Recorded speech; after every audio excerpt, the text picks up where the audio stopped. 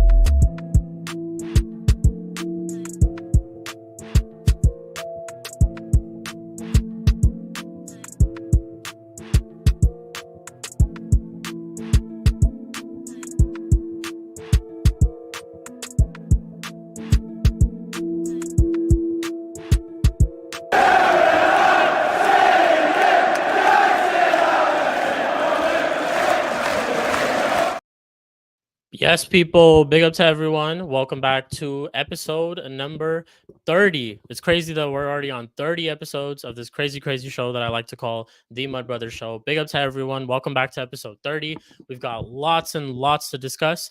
I was supposed to have a special guest this week, but unlucky. We were supposed to have Igal on the channel, but he was not able to make it, so I had to hence change the title.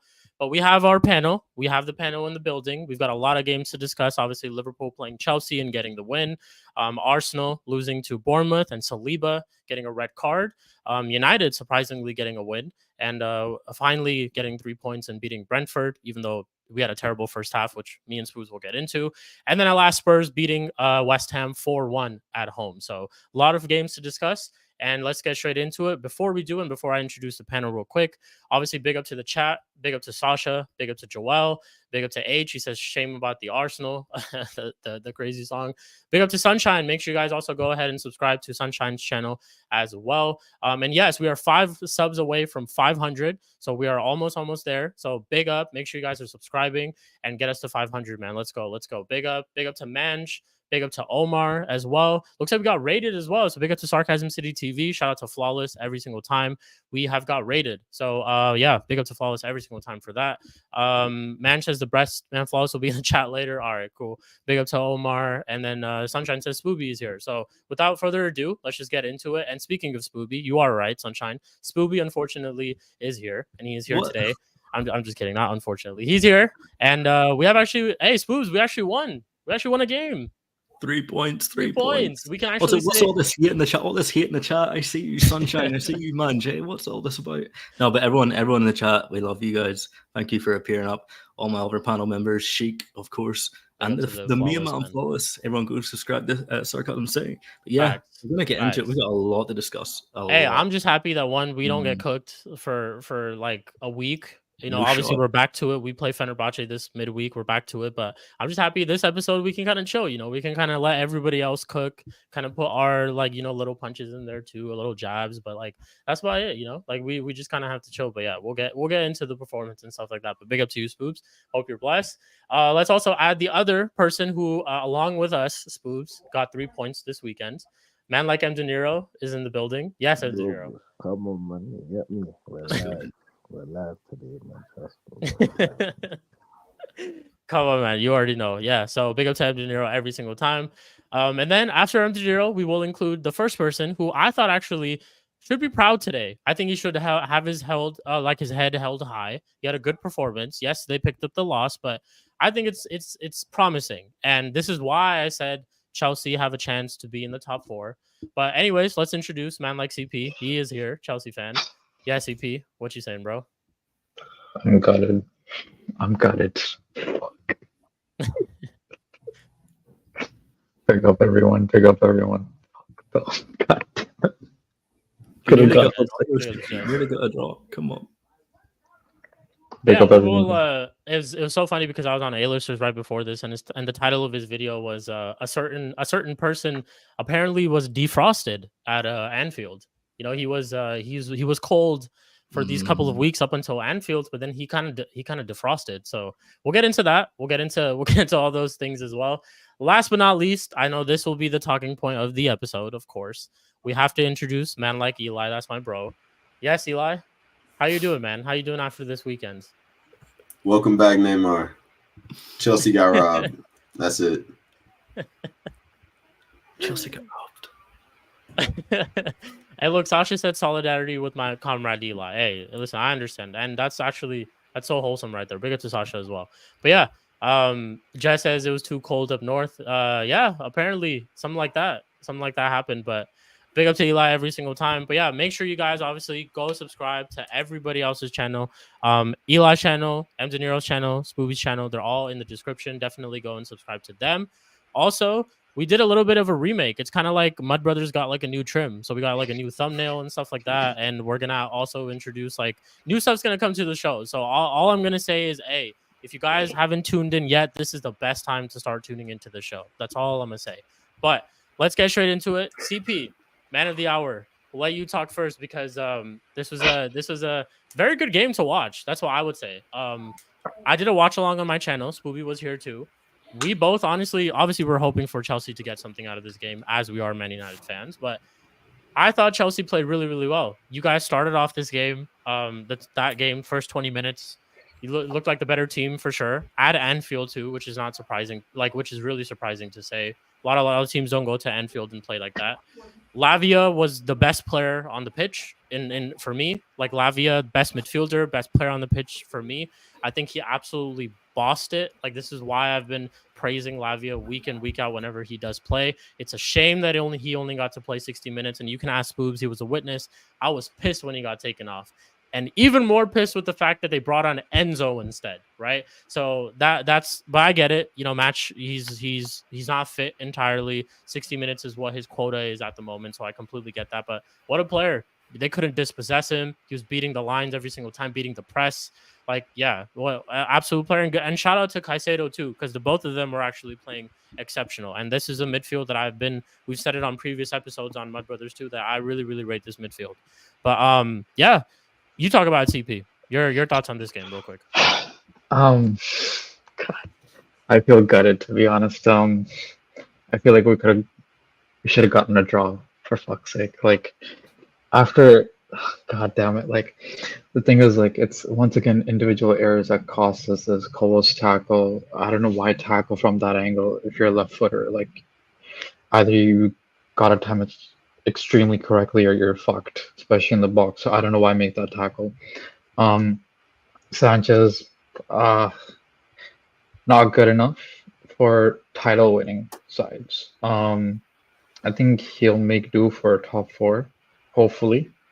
I hope he doesn't cost us enough to not make the top four. Um, yeah, Cole Palmer was basically marked out kind of like Herrera on Hazard. Very similar situation, I would say. And this is, I think, a thing that the manager and the player both have to think about on how to handle that. Palmer on how he can try to influence, and also on the manager on how if this situation occurs again against I'm going to assume bigger sides such as your Arsenals and so on and so forth, then people are going to do this man marking job. Then how to combat that, right? So either make Madueke and them stick closer together so they can do constant switches on the right side, like cutting in the middle and losing their tracker that way or something like that. I'm happy with Jackson. Very little opportunity, but he made the chance he got, right? He was onside and he had a great finish. And this time last year when we faced Liverpool, he was not able to do that. So he is getting better at finishing, I would say. Right. He's still doing his thing. The midfield was amazing, Lavia and Caicedo. Yeah, it's just due to fitness, and the bigger surprise was Reece James for all of us, and he had a decent game until I would say the second goal, which I think is on Reece James, Tosin, and on Sanchez, mostly. So we'll see how he does. He was fit. He played a decent amount, and I think when Cucurella comes back, it'll be better because Gusto was on the left side inverting in, and Cucurella is going to do a better job at that. He's been doing a better job since the 5 wins we had with Poch and then the Euros and up till now. So we'll get that next game onwards. We'll continue hopefully building up Reece James's minutes, and I think it's progress on that side too. I think we need to find 3 positions. I think Hussam was saying that an A-listers, which is a goal-scoring winger. I think for me particularly it's on the left side because we kind of have a goal-scoring winger in Madueke, and Neto's more of a playmaking one for me personally, just because I know Neto can strike the ball, but he's never had more than I think 5 goals in the league. He can assist. He's had 11 assists, right? And Sancho, we could see from this game, I felt he was too passive with Trent. I'm sorry. After that penalty shot, which I think was personally a penalty, he was too passive with Trent. Like he would try to dribble past the man, but I don't think he did enough. And no offense, he made Trent look. Trent has gotten better over the past 2 years at defending, but I'm sorry, you got to do better than this, my guy. You've faced some of the best right backs in Europe during the Champions League run. We got to do better than this, right? Come on. Like you've faced Hakimi and so forth too, and like what are we doing? Right. And that's what was a pain. And Madueke, I think, did better, but I think we didn't play the ball enough to Madueke, and at times similar to Sancho. But I think he did more than Sancho in terms of dribbling past the man. I remember near the first half, at the end of it, ball was played into him, and he's just beat Robertson and drove into the box. And then I think it was Konate who made a tackle, and that went for a corner. And I want more of that because if Konate fucks up that tackle, that's a penalty. Or if he makes that tackle, it's a corner. It's still giving us more goal-scoring opportunities than being isolated and not attacking the box. Neto on the right side did better, I think. Enzo, the drop-off between him and Lavia was pretty big, but I don't think he did a bad job. But it's just the level that Lavia was playing was so much higher that him just playing a 5 out of 10 compared to what Lavia was doing for me, which was like a 9 out of 10, was you could see the vast difference. I think next season, if like I said, if Enzo doesn't perform well, if Modric doesn't perform well, if these players whoever doesn't perform well, sell them this summer. We have a guy, I don't know if you guys know, maybe Eli knows because he's slightly more familiar with different leagues, like Andre Santos, dude. Even against PSG, he is killing it for us, for Strasbourg, killing it. And he's a perfect box-to-box. He's a perfect box-to-box cover if we sell Enzo next season. He would be amazing for the system, for me personally. I think that's the thing for me. It's I'm just more bummed. I think also the red card thing, I know we'll get later on with Arsenal, but I think it's slightly different because I think the foul was made literally on the halfway line and Colwell was way closer. So that's why I don't think it's a red. compared to the SALIBA one, which was I think the top of the circle on the Arsenal side, and Fair enough. Ben White was like way further back.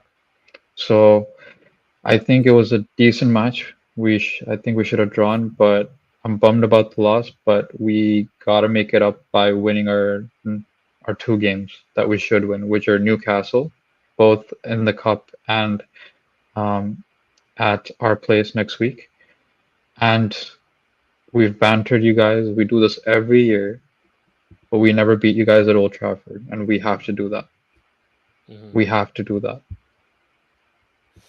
We have to break curses, right? We eventually have to, if we're going to win a title, win against Liverpool. We have to beat Man City, and we haven't beaten them in 3 years. Right. So it's time to break some curses now this season. So that's what's going to prove to me if this team is good enough for top 4 in the next year, challenging for the league. Is if we actually beat you, man, at OT, because Spurs have done their job, so we got to do our job with them too. So yeah, that's all I gotta say. It's like Fair enough. melancholy for me. That's the last word I would say. This melancholy feeling. Yeah. Yeah, I completely hear it. I mean, like I said, Chelsea fans have every right to be frustrated just because of the fact that they couldn't get more from the game. But in hindsight, you look at how Chelsea were with Poch, and had Poch taken this team to Anfield, it'd probably be a funeral in that first half. So it's like, yeah, I think Chelsea have come a very, very long way. It's clear to say those goals were defensive mistakes, which we knew that everyone they have those issues basically. But yeah, Sanchez, bozo moments from him, even though it's so weird because sometimes he'll save penalties and make some crazy saves, but then sometimes he'll have bozo moments like that. Like, he could have easily made a mistake that could have led to a goal as well. Colwell too, I think he caught life with the fact that Curtis Jones wasn't given the penalty, because it was some of the referee decisions were interesting. Like the Sancho one that he mentioned, I thought that was a penalty as well, kind of stood on his foot. But I get it. Like, even the Colwell, like the one where he brought him down, similar to Saliba, even that one was like, yeah, I mean, if he gives it, I understand it, why he gives it, because you shouldn't be making that, you shouldn't be doing that in the first place. But it's like, yeah, nothing too crazy though. Chelsea obviously more tests to come. You play Newcastle next week. I think that's a big test as well. You play at home, I believe, right, at the Bridge. Yeah, for Newcastle, yes. Yeah, so it's like, the yeah, cup these are- competition is and then this and is then away looking- at Newcastle for the cup. For the cup, there you go. So you really, you play Newcastle twice, so that's a good test for you guys too. And obviously, like, Newcastle and Villa and these teams are like, because you could throw Spurs into it, but these teams are really the teams that you'd probably be competing in that fourth spot with. Because I think Arsenal, Liverpool, and Man City are there, so that fourth spot's up for grabs. And then these are the teams that you have to beat. So it's like, yeah, it's a good warm-up match for you guys to test where you guys really, really are. Basically, but we'll see. Let's get the rest of the panel's thoughts. Spoobs, we'll leave the floor to you. You were along with me in the watch along, so we watched this game together for the most of it. And what were your thoughts? I'm not gonna go easy on Chelsea. I don't want to hear this. Oh, we almost won. Oh, we almost got a draw. We were in the game. Listen, Sancho stinker. Sancho stinker. This fucking guy. Listen, bro. he every was time. bad. Come on, He was quiet. He was was bad. quiet. Yeah. Everyone goes on about Trent and how shite he is at defending. Locked up, Sancho. Locked up, Neto. For one, okay. I did think Neto done well. I done better. I think. I actually think. Oh, don't get me started on Enzo. Okay, we'll get into that. But don't let Trent, who everyone slates about defending. He can't defend. He's shit. Like, Sancho couldn't get around him, couldn't get by him, couldn't get underneath him, couldn't get in him. Pause. Just listen. I'm telling you, man. Sancho, that was the Sancho I was watching that game. That's the Sancho I remember from United. That's the United Sancho I've seen. But I did think Neto came on and done better. He's got a bit of pace about him. When Enzo came onto that game, Chelsea completely changed. Completely. You notice Cole Palmer having to drop back to the halfway line. He had to drop back. They didn't have the midfield players to get the ball and turn and get it quickly out. Enzo's not that player. He's not that good. The quicker Chelsea fans realize that and stop defending Enzo Fernandez and jump on the Lavia bandwagon, okay? The Enzo's done. There's no more slander. It's finished. He will be gone by the end. At the end of the season, he will be gone. He will be gone. And another thing, I do think Sanders should have had a penalty. I do agree with that. I want to ask CP, do you think it was a red card? No, I just said earlier that I don't think it was a red card, right? Because it was on the halfway line compared to the other one, which was top of the half circle.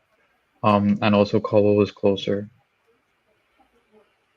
So the proximity between the two centre backs is what Proximity, and also it was basically on the foul was made on the halfway line, whereas with Saliba's one, it's more on the half of Arsenal because it was the top circle of the Arsenal half. So it was literally way closer in goal rate. So that's what I'm saying. Two proximities, like proximity center back and proximity to goal. Hassan's my guy. But listen as well, CP. Listen to this, okay? I want to ask you, why did Chelsea start? Why did the style of play change when Enzo came on? Why is that? Why do you think that is? And why did he take Lavia off? Was it fitness? No, he literally said it was fitness. After the press conference, he said it was for Reece James and Lavia was 16 minutes and they were going to get hooked off no matter what. But he hooked him off after the 55th, just in case. But then why can't Enzo do what Lavia does? Because now it's different, right? Because first of all, Lavia's the deep CDM and Caicedo's the box 8. But this time when Enzo comes in, Enzo's the box 8 and then Caicedo's the new DM in a sense. Yeah, that's what I would say. And when are you going to admit that I was right about Enzo? Dude, I didn't say you were wrong, right? I literally said right now. CP. No. You did say I was wrong. How many episodes did we spend arguing about Enzo? No, wait. I Countless. I said this episode. I even said right now when I was making my monologue that if Enzo, Mudryk, these guys don't perform, they can fuck off, and we have a guy, a box 8 in Andre Santos, who's ready to replace Enzo next season. I said that during this episode, this monologue I made like 2 seconds ago. But so I'm willing to tell Enzo. Do you remember how triggered you were getting when I was bringing up Enzo in the last episodes? Sure. Can I respond to that? You started bringing up Paul Scholes. You started bringing up Paul.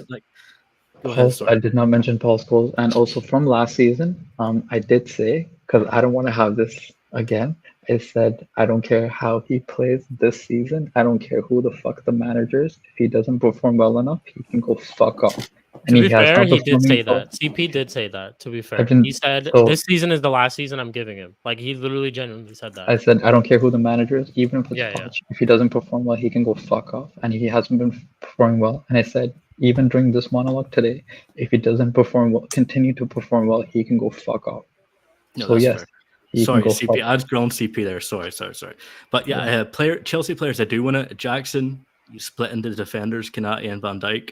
That run and the finish, I have to give up the bigs up to that. Caicedo, I thought he played very well in the midfield. Madueke, I actually thought he had a decent game to a certain point. To a certain point. What else? Sanchez, what a goalkeeper. I think Chelsea don't need to replace their goalkeeper. Sanchez just needs more time. And I really do think he needs... Why you give me the finger? Why the hostility? And just... I don't know why Chelsea fans have so much chest. You lost the game, CP. What is this? What is all this like? Oh, we people knew you were a better team this season. We know you're a better team. We give that to you. You are a better team. But don't come up this. Oh, we nearly beat Liverpool. We nearly got a draw. We were in the game. I don't want to hear about that. You lost the game. Any other team, you guys are getting slated. Okay, I'm not here for this Chelsea. Oh, well done, Chelsea. You gave Liverpool an alright game. I'm not here for that. But yeah, that's all I want to say. I'm not here. I don't want to hear that. Do you want to give it Chelsea any type of credit? Running his fraud campaign. You know what I'm saying? Wait, one sec, Smooth. So you don't want to give any type of credit to Chelsea for this? They're a better team this season. That's it.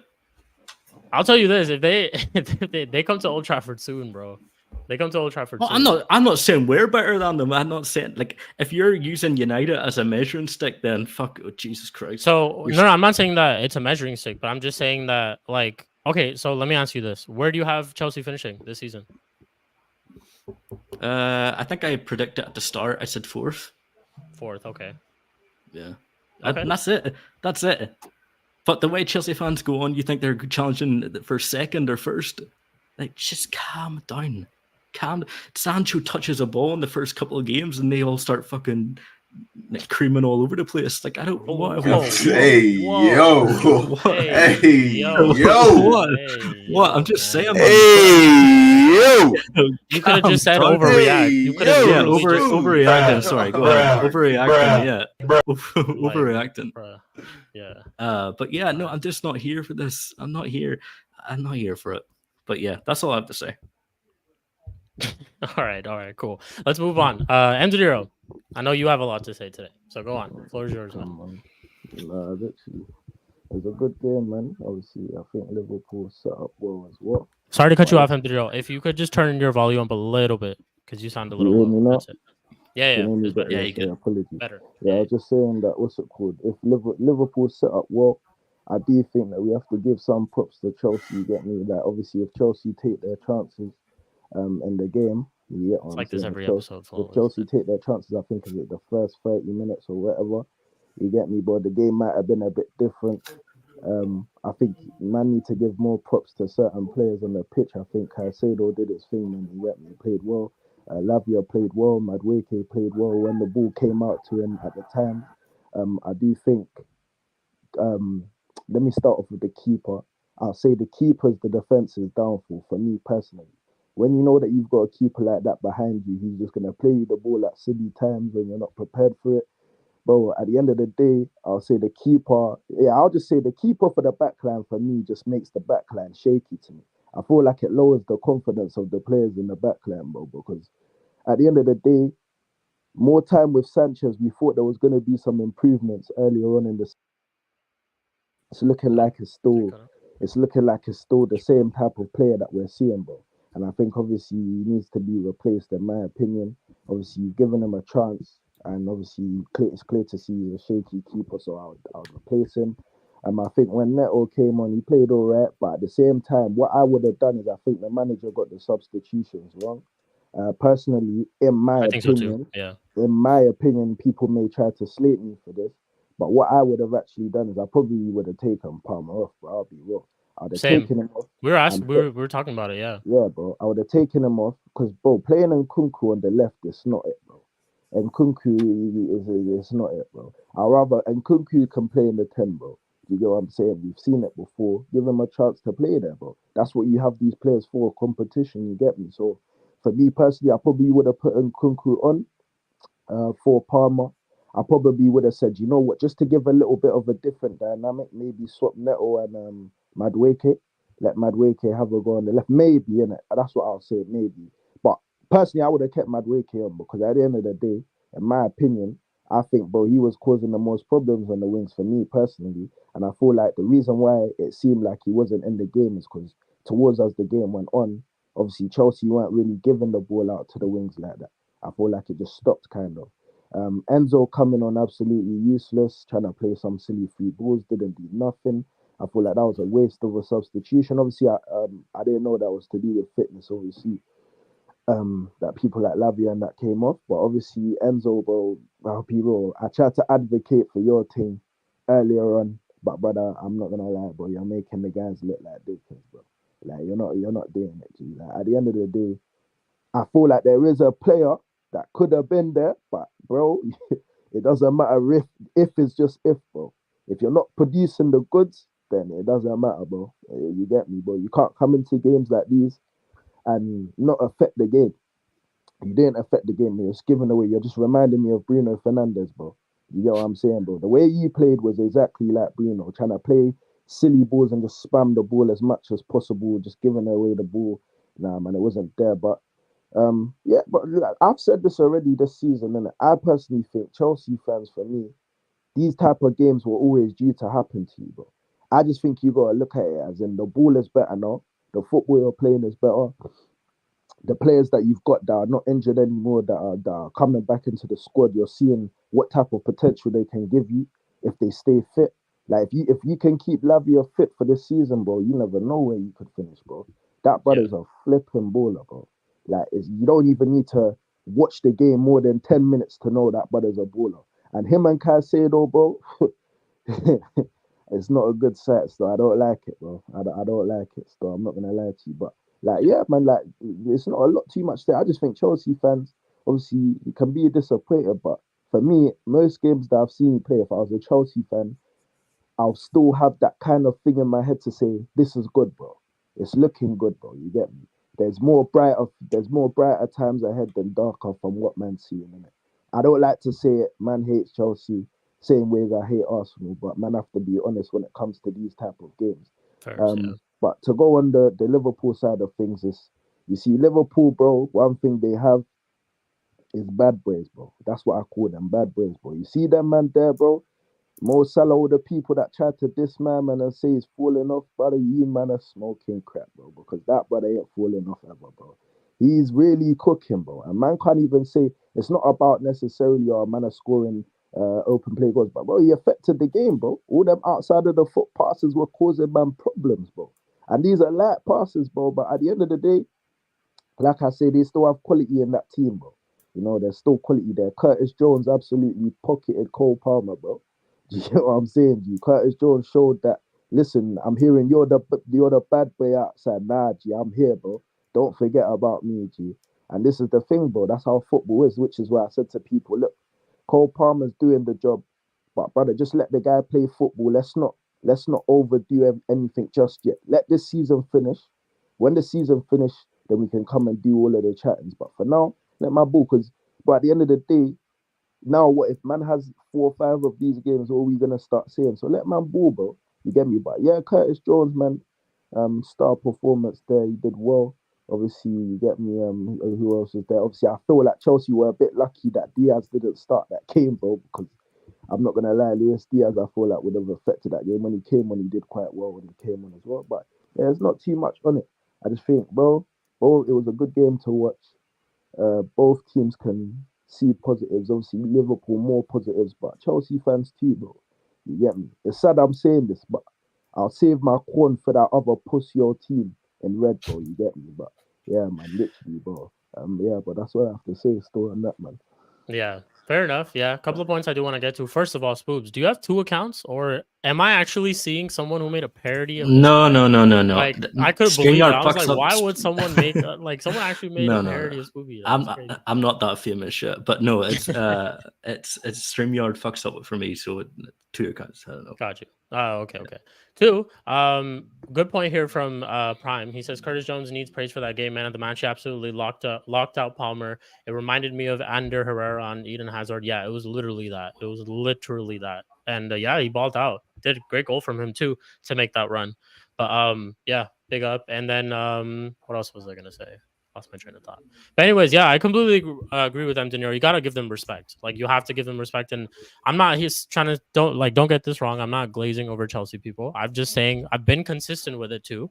I just look at a team that won. I said this moments last year too. And I always said this about Chelsea. I said if they had a competent manager, they would do well, because the players that they have at the club are not bad players technically. So you're seeing that this season. And I think if you go into January, or even next season, let's say if it goes on until next season, you go into next season, I think if you buy a goalkeeper, and if you buy, let's say, another center back or a left back, and maybe like an attacker, I think you guys are there. That's what I would say. Under Maresca, and if he continues to play like this, that's what I would say. But Eli, let's get your thoughts real quick. Chelsea versus Liverpool. Your thoughts on the game? First and foremost, congratulations for the 500 subs, my guy. Oh, looks like we did. Oh yeah, big up. Hey, big up. Yeah. Big up. Thank you. Congratulations to you, man. Let's go. Hey, listen, much Let's go. deserved. 1K next up, you know what I'm saying? 1K next up. You know? You already know. Come on, man. Let's go. Hey, 500 subscribers, people. This is a win for all of us. Everybody in the chat, my co-panelists, everyone who's been on this channel. Please. Everyone, bro. Everyone. Big up. Let's go. On to many, many more. Let's go, man. Big up. Appreciate that. You already know. Yeah. Every single time, my G. Let's go. But Yeah, I'm gonna preface my comments by saying this.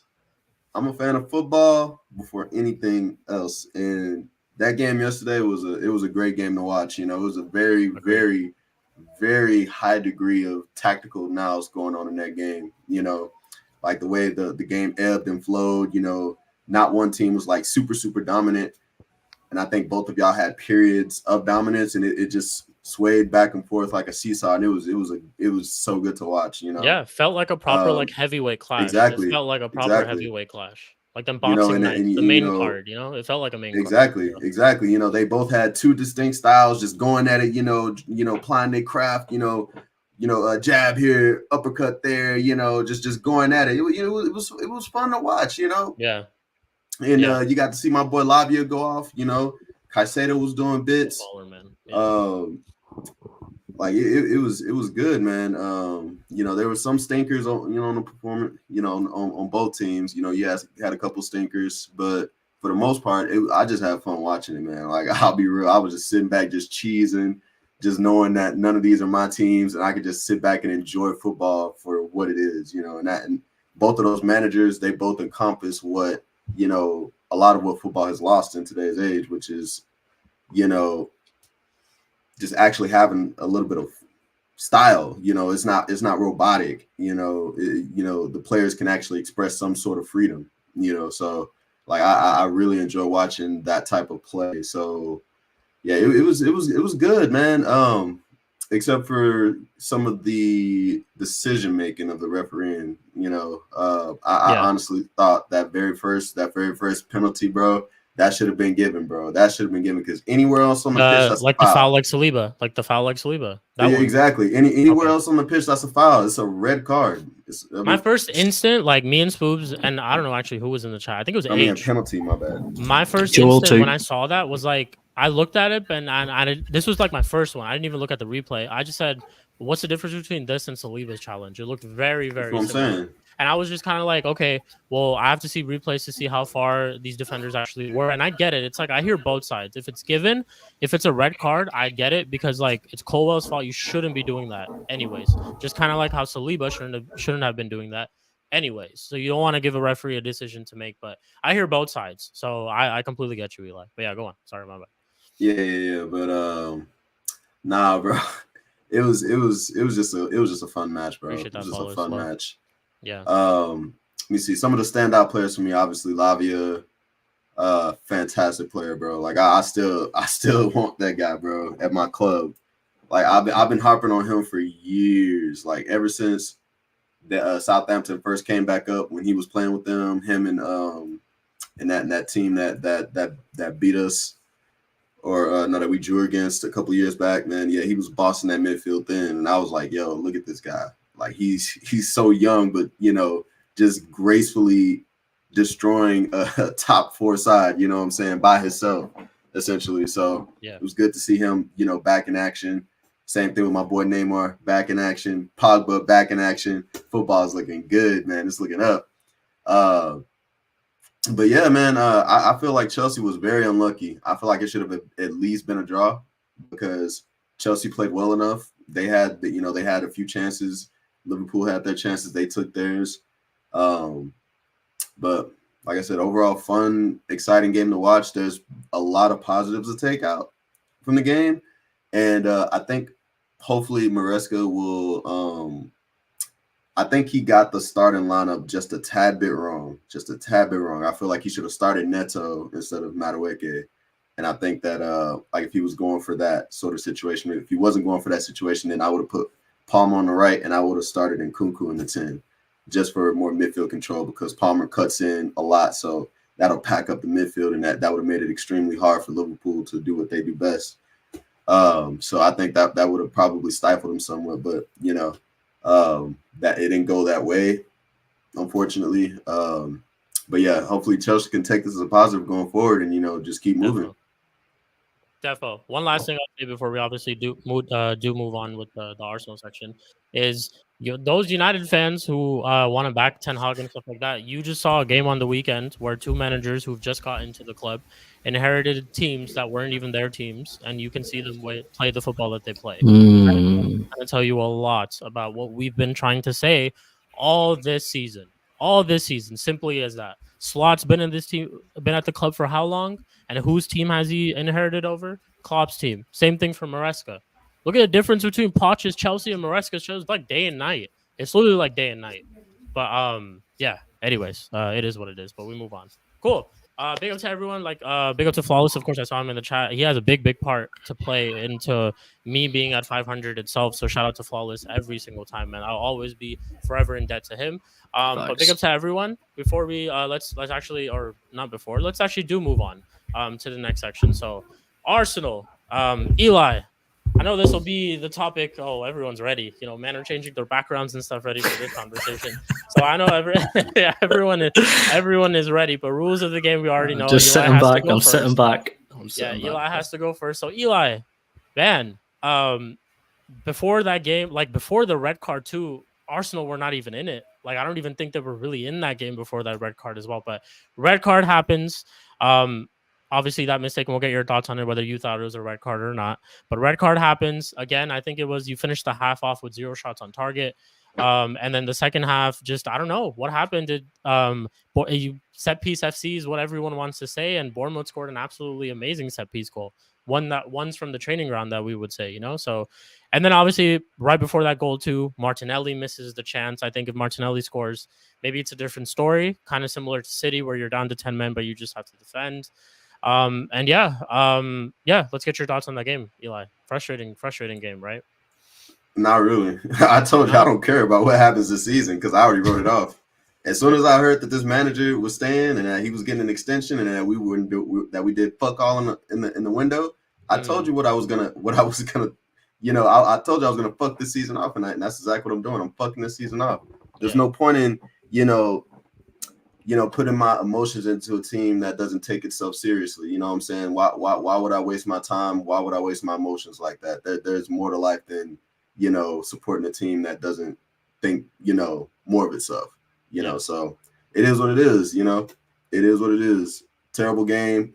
He fucked up with the starting lineup. Can never trust this guy with the starting lineup. Why is Moreno in the 10? We know he can't pass for shit. 59% passing accuracy. Yeah. Absolutely fucking shambolic, man. And then he's slow as well. He's so fucking slow. Like Jorginho levels of slow. Like, why is this guy I just don't understand why we didn't got this guy. Like I was telling people from jump this guy wasn't gonna be any good. Yeah. He wasn't gonna be any good. But he persisted and he starts him over Nwaneri, which I feel like Nwaneri would have been perfect for this game. You set up with your 2 6s, you play Nwaneri in the 10, or you can put him out wide. You can put Zinchenko in the 10 because he was back, or you can play. There's a myriad of different ways that you can set this team up. You can play 3-5-2, 3-4-1-2. There's a myriad of different ways that you can play, but every single time he just chooses the wrong formation. He chooses the wrong players, and it comes back to haunt us every single time. In terms of the game, I was already expecting it to go sideways once I saw the lineup. Lineup, bro. Like I knew it was gonna go sideways. Trossard had an absolutely abysmal game. I think I'm not gonna say he shouldn't start. I think his best areas are central, like I've been saying for time. Like play him centrally as either as a false 9 or as a 10. Those are the only 2 places that he can play, in my opinion. I think if you're not gonna help him out on that left-hand side, then don't play him out there because they're gonna double up on him every single time, and he's not gonna be able to, do what he can do best. Calafiori, absolutely woeful. Stop playing this guy at left back. He's not a left back. Play him if you're gonna play Calafiori, play him left center back because that's his actual position. He's too slow. Like, yes, he's good going forward, but it's not for the benefit of the team if he's not going to be there when you need him most, so absolutely woeful game from him. Saliba, self-explanatory. What the fuck are you doing, bro? You got the pace to go and catch him. Why are you pulling him down there? Red card. Absolutely stone cold red card. Like, bro, what are you doing? Like, he even looked up to the heavens like, bro, what the fuck did I just do? I got the pace to come and catch this guy. Why did I pull him down? I just cost my team. So I I don't get it. I don't know what was going through his head. Yeah, Trossard, what are you doing with that hospital back pass? You set Saliba up. Terrible, bro. But it is what it is. Obviously, Sterling got sacrificed for Saliba's mistake, and I feel like the setup after that it was just never gonna work out because that midfield is just way too slow, way too passive. It was no industry, and this game called for a bit of industry because Bournemouth was there for the taking, in my opinion. We had our opportunities, even with 10 men, just didn't take it. Martinelli, bro, you got to score these chances, bro. Like, if you're gonna be who you think you want to be, who you think you are, you need to be putting away these chances, or else just hold bench or get the fuck out of my club. I'm tired of it. Tired of inconsistencies. I'm tired of the unpredictability. I just don't. Just tired of it, man. Just it is what it is, man. That's just gonna be the title of everything I say. It is what it is because I don't give a fuck anymore. This team sucks. It's annoying. I'm just gonna be focusing on other things going forward until this team actually gets to act together. I'm gonna be watching games just for content purposes, but I'm like Flawless right now. It is what it is. Fuck it. I don't care anymore. I'm here just so I don't get fined. I hear you, man. Hey, man. I'm just here. Fuck everything. I hear your fuck frustrations, Arsenal, man. I hear it. Fuck the board. Fuck everything. Welcome back, Neymar. Welcome back, Pogba. I need you both. Save football for me, man. I'm just watching football just to enjoy it at this point. Fuck Arsenal. No, I hear you, man. 100%. Like, I think all of us didn't really think Bournemouth would get a result because I shamelessly on the watch along, shout out to Flawless, obviously. Make sure you guys go check out the playback. On the watch along, everybody was basically saying, "Oh, I don't think Bournemouth are going to do anything. Like, I can see Arsenal scoring, even with the red card and stuff like that. It's going to happen." But it's just like, yeah, I don't know. Bournemouth are not a good side. Like, they have problems finishing, and we've seen that in that game too. We've seen that in previous games as well. Like the Chelsea game, that one really pissed me off. Evan Nielsen really pissed me off that day. But it is what it is. And yeah, man, it's like, what really is the difference between last year and this year for Arsenal, if you really think about it? Because if you really look at their transfer window, I don't think any of those signings are signings that have like improved them to a point that they could win the league. Like they had that draw against Fulham last year, the results against Villa. Now they've already had this result against Bournemouth too. And I know it's only like a couple of games and stuff like that, but it's like we know how this goes. Like you have to basically be in distance of City till March, because March is when they really turn on the Jets. If you're not up and catch up until City then, or if you're away, and even if they're like touching distance within you till March, then it's problems. So it's like every single game matters, especially when Arsenal fans have been talking about all this, like Chelsea's defensive record, this and that. We're gonna score, like we're gonna defend this and that, and then Saliba, one of their best defenders, gets a red card. So it's just like I don't understand, man. Substitutions again. I don't think Trossard should have been taken off, in my personal opinion. But cool, red card. He has to change things up, and Trossard was the one to sacrifice for that. Cool, but yeah, it's just Arsenal, man. Like there was a season where you guys were 200 days up in the league, top of the table. Should have won it then. Even last year, should have won it then. You men could have dog walked this league 2 years in a row. And as much as that pains me to say it, you guys were that close. And it's like, if I totally get it. It's just like, why isn't this club serious? It's really just get that one attacker, a midfielder, or and stuff like that, and you're there. Just get better squad depth, and you're there. Like surprisingly enough, this game lacked someone like Saka. You lack someone like Saka to take your corners for you and your set pieces for you. But hey, it is what it is. Let's. I know everyone else is. I would say Nwaneri definitely would have made a bigger difference than Saka. Okay, fair enough. Do you think he should have come on earlier, or do you think he should have started? I think he should have started over Sterling, or over somebody else, or over who? Anywhere. Like anywhere. I would have started him in the 10. I would have started him. He could play in the 10. He could play out wide. He could play up front. It don't matter. He's that good. Fair enough. Let's get the rest of the panel thoughts. So I know everybody has a lot to say. Spoobs, we'll go to you first. I know you want to go first. We'll go to you first. Yeah. Why? What's all the doom and gloom? It's just one loss. Like Arsenal fans, come on. Bro, It's just one loss, okay? City have lost games and still won the Premier League. Come on. What's all the doom and gloom? Next game you'll be back. You'll smash the like 4 or 5-0, okay? Don't worry against about Liverpool. Yeah, they're gonna score 4 or 5-0 against Liverpool. Yeah, they'll beat Liverpool. I actually think they will beat Liverpool, but we can get into that another time. There's one thing I want to bring up though. Martinelli, okay, you know how bad he's been this season. Now, I don't want to put this out there, but Martinelli and Garnacho,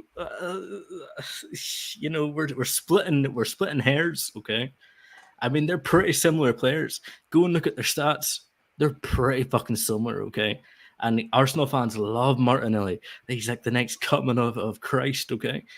He's not that much better than Garnacho. He's not. I'm telling you, he's not. No, Sheik, he's not. I'm telling you, he's crazy. not. That's crazy. What? How's that crazy? How? Anyways, yeah, go on. This is your section. Go on. Yeah, no, I like you interjecting. I like the argument. But the point is, the stats. Look at the stats. It's very similar. It's very close. Every day flawless. It's not. That's why I'm not. Yeah, that's why I'm just like flawless. I'm letting him talk. It's not cool. Yeah, we're all nonplussed. Yeah. We're all it's not nonplussed. It's not Gouliad. How about that? But listen, okay, Kai Havertz, okay, he's still there. He gets 15 goals. He gets 15 goals a season. He's always there. You got Trossard.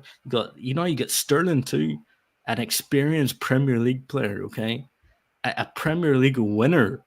Okay, what's all the doom and gloom about? I don't get it. You've got the two best centre backs. Saliba.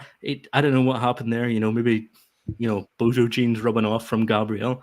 But the point is, like, stop. You could still win. It's just one loss, okay? Keep the faith. Arteta, we trust. That's all. The faith. Hey, Spoons, you can keep that Kool-Aid too. You can keep that fucking Kool-Aid. How about that? Keep the fucking Kool-Aid. How about that? Yeah, you can keep that fucking Kool-Aid to yourself. Go on, Spoons. Answer this. Who's your pick to win the league? Good question from Flawless right here. City. Okay. Yeah.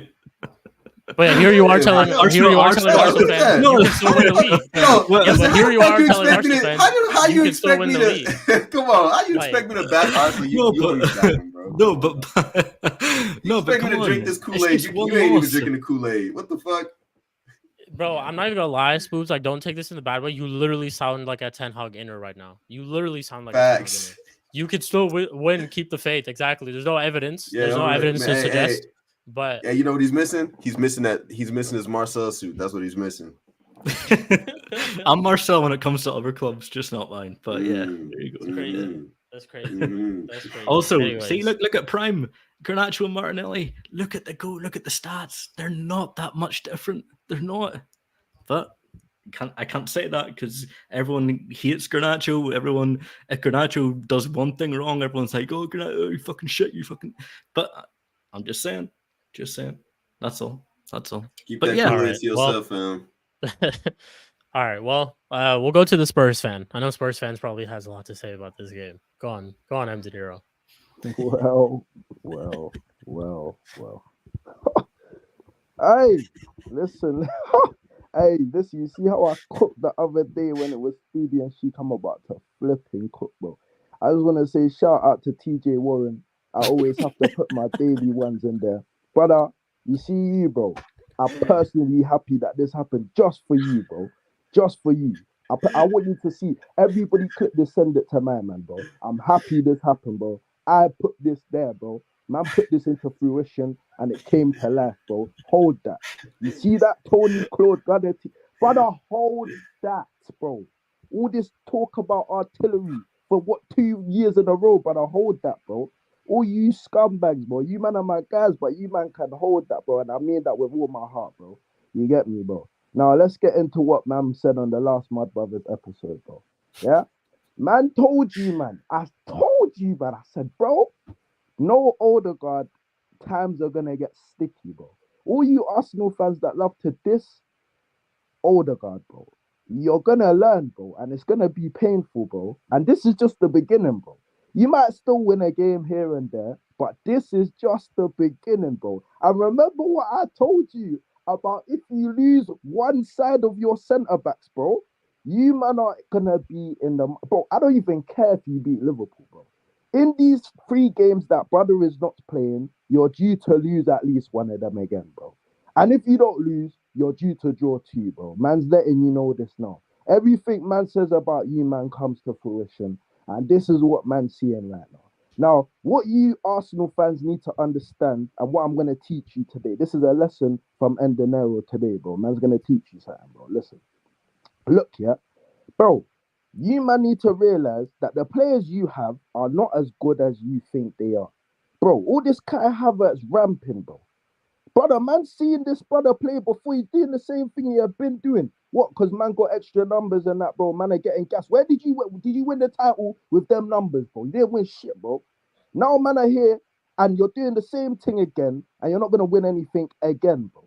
And man are going to say, oh, you're a Spurs fan chatting. Come to my DM and come chat to me, bro. Man doesn't care, bro. Man don't care. These men are part of my team now, bro, where you don't win nothing, bro. Because at the end of the day, all this talk about, oh, this is the best. I saw a brother say, this is the best Arsenal team he's seen in years. How, bro? Brother, you man have got Jorginho on your team and Sterling, bro. These are players that are done, bro. They Shout out don't to play how they Deluded used Gooner, to man. play, Shout brother. out. Shout out to Man ain't trying to Deluded. hear that no Deluded. more, bro. Nah, allow me, bro. Listen, man don't give a toss, bro. You see me, bro. Man will tell you this. I'll diss my team to the core. Everybody knows I'll diss my team, bro. But man's gonna tell you, man, a fact, bro. All these Arsenal fans that love to yappa and gas all of these dead players, bro. They're dead, bro. Man will keep going back to the Havertz thing. Man are talking about, yeah, now we have Kai Havertz. I believe we're gonna win the league. I heard an Arsenal fan come to me and told me, is he dumb, bro? To try to chat to me and tell me, oh yeah, bro, I actually think Bingo. Havertz can do it Bingo. for us, you know. Don't disrespect, man, bro. Don't disrespect, man, bro. Man are talking absolute rubbish, bro. All this Trossard hype. Brother, listen, but I ain't seen, brother, personally, in my opinion, innit? I rate Trossard, but I'm not going to lie to you, bro. Since he's been at Arsenal, maybe 1 or 2 games, but, bro, most of the games he started, bro, I ain't really seen nothing special out of my man. And most of the games he started, by the way, and I've seen a lot of times you, man, say, start Trossard over certain man, and when he starts, bro, man's not gonna lie. In majority, there has been games he's done his thing, but in majority of the games, in my opinion, come slate me if you like, and I will have the Stinker. conversation with you. But he ain't done nothing, bro. Now you man want, and this is the thing where I love watching you, man, when you're in your crumbleness, because you just like to turn on all your star boys quickly, bro. Very quickly, bro. Martinelli was star boy. All of a sudden, I'll get Martinelli out of the team, bro. Get Martinelli out of my club, bro. But I thought this was your boy. You man just turn your back on your boy. What you saying? That's not gang no more, bro. Well, it's not gang no more. Say no more, bro. It's not gang no more. So man don't want to hear again when Martinelli comes back into the form. You man keep that same energy, bro. Bro, keep that same energy. See P put a picture, and when he cooks, he's gonna put the picture back, bro. That's how you man were talking about my man. Trying to disrespect legends and that. And now look at your guy, bro. And look, going back to that point that flipping Scooby made. Bro, this is the thing, bro. It's true, bro, because, bro, this is an in-behind player. When he comes against the low blocks, what does he do? Nothing, bro. Nothing, bro. Let's talk about it, bro. You man love to yappa and just chat. And this has been held in my chest for years, bro. And I'm so happy these things happen because all of a sudden now, everybody, one thing you love to do is all of a sudden now you go quiet when this happens, bro. I ain't heard no Arsenal fan this whole week. I ain't seen, man. Apart from the main content creators that man see, I ain't seen none of you background dancers, bro. None of you background dancers are out here no more, bro. You man are hiding. Every time this happens, you man love to hide, bro. Don't disrespect me, bro. Man don't care about I'm a Spurs fan or not. Don't disrespect me, bro. You man need to keep the same energy. Don't hide how you man were leaving the stadium when you man went to Aston Villa last season. Brother, please stop it, bro. Man don't want to see all these big guys are just yappa, bro. So now, man's going to leave it. One last thing man's going to say to you, man, is this. Man's going to say one last thing. Remember, Bukayo Saka is your star boy. Eli, I will leave him as an exception out of this team. Because Eli, I know his opinion on Saka. But for the rest of you, man, bro, the rest of you, I don't want to hear no Saka slander. Bearing in mind, he didn't play in this game, you know. For the same ones of you that were calling to remove my man from the field, He didn't play in this game. I just want you to remember that. And yes, you man had 10 men. But bro, this is the big Arsenal that almost beat City with 10 men, no? Am I wrong? Oh, tell me I'm lying. No. If you're in the chat, tell me I'm lying, bro. Because last time I checked, bro, this is the same ones that almost beat City. No? Am I wrong? No? Okay, that's what I thought. So, boom. What man's going to tell you, man, now is this. I don't want to hear no 10 men. You're playing Bournemouth, bro. Yeah? This ain't City no more. You're playing Bournemouth. Yeah? Best defense in the league, bro. Remember that. That's another statement. As for Caliofori or whatever the flip that brother's name is, bro, man didn't even know about brother till the Euros, bro. Man's gonna let you man know he's a fraud, bro. You man hate on Zinchenko, you just bought another Zinchenko times 2, bro. Get to know, bro. Man's letting you know this now, bro. Keep playing him in left back, bro. Keep playing him in left back. Arteta in always, and I will never change, bro. Don't get rid of brother. Bro, all you Arsenal fans, come at me, bro. I'm ready for you, man, now, bro. This ain't a game no more. This is full-on war. TJ, bro. TJ. I love when he calls out TJ. That's the funniest thing ever, man. I love that. It's so funny. It has me dying. Hey, TJ, bro. Bro, TJ, make sure you, man, win something this season, bro. Shout I'm out telling TJ, you man. now, bro. I will pull up on that channel, bro. Again, at the end of the season, and make your face go red like it did last season, dude. You wanted to fight me, bro. If you could fly to America that day, you would have done it. So if you could fly to the UK, you would have done it, G. So, bro, just remember, I'm here, bro. Coming after all of you. Make sure you win something this season, bro. Don't chat to me. As for the rest of you Arsenal fans, come chat to me if you want to give some verbs. I'm ready for you, man. That's all I have to say, bro. Yeah, this just felt like you man seen like in WWE when this wrestler like goes in the middle of the ring and then he calls someone out, and then all of a sudden like TJ's music will hit and then he'll come out, like whatever it is. Oh my God! Here comes TJ. Oh my God, he's here! Oh my God, TJ, he's here! He's here! Like, yo, we need to set that up. I need to set that up. I need to shout TJ. I need to set that up. We definitely need to set that up. But that was Hey, M. De Niro, you was cooking, man. And I don't know if you've seen this comment, but shout out to Deluded Gunner first of all. He said he wants you on the channel. So get him, bro. Get him. Yeah, hey, Deluded Gunner. If you need M. De Niro's like his information, I got you, man. Just shout at me. I got you, man. I got you. This guy is hilarious. Get him. Yeah, 100%. But yeah, man. CP, we'll go to you. I know you've been changing your backgrounds like a couple of times. Like this guy literally has a background like. Man, this guy has a slideshow going, bro. He literally has like a file. Like a slideshow, bro. He got a slideshow. He came prepared today, boy. He just been cycling through that the whole show. Literally, what does it say? I support Arsenal, and this is the only cup I'll be getting this year. Go on, CP. Floor is yours, man. Go on, CP. Ceramic mug. We were on the watch along together with CP, so we saw that game together. Yeah. First, I want to say, I'll DM you privately. I'll get you this mug, my guy. You know, I got you, man. I got you always, man. I got you. Second of all, my God, what is the point of your team? First of all, Hotel California, Calafiore, Califogese. Okay, what a lovely place, eh? Man came in and did what? Improved nothing. Man gets burnt out every game by a right winger. Every game. But no, we got Hotel California now. Everything's good now, guys. Yeah, you know what? Saliba, best center back in the world. Yeah, man's holding hands with 6 other center backs. Man's holding hands with 6 other center backs every game. And then you guys are going to say best defensive record. And don't you dare ever compare your defense to my league-winning defending defense in your fucking lives. In your fucking lives. Don't you ever think about it. The most disgusting thing that's come out of your guys' mouth. And your mouth is constantly a disgusting place anyways, because you guys don't win anything. So anyways, you man thought you could concede 15 goals in a fucking season with your 7 center backs playing every game, eh?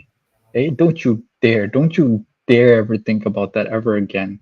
Don't you dare. You man aren't even good enough for the record we have with our Champions League winning, where we conceded the least defense with that. Saliba's no better than Rudiger. You talking about that Rudiger? You talking about prime Rudiger? Hey, hell no. Mendy's not better than that Raya. Mendy's way better than the Raya you guys had. That Mendy, the one who was voted the best goalkeeper in Europe. Yeah, you can hold that. Never again. You waffle of a squad. You man are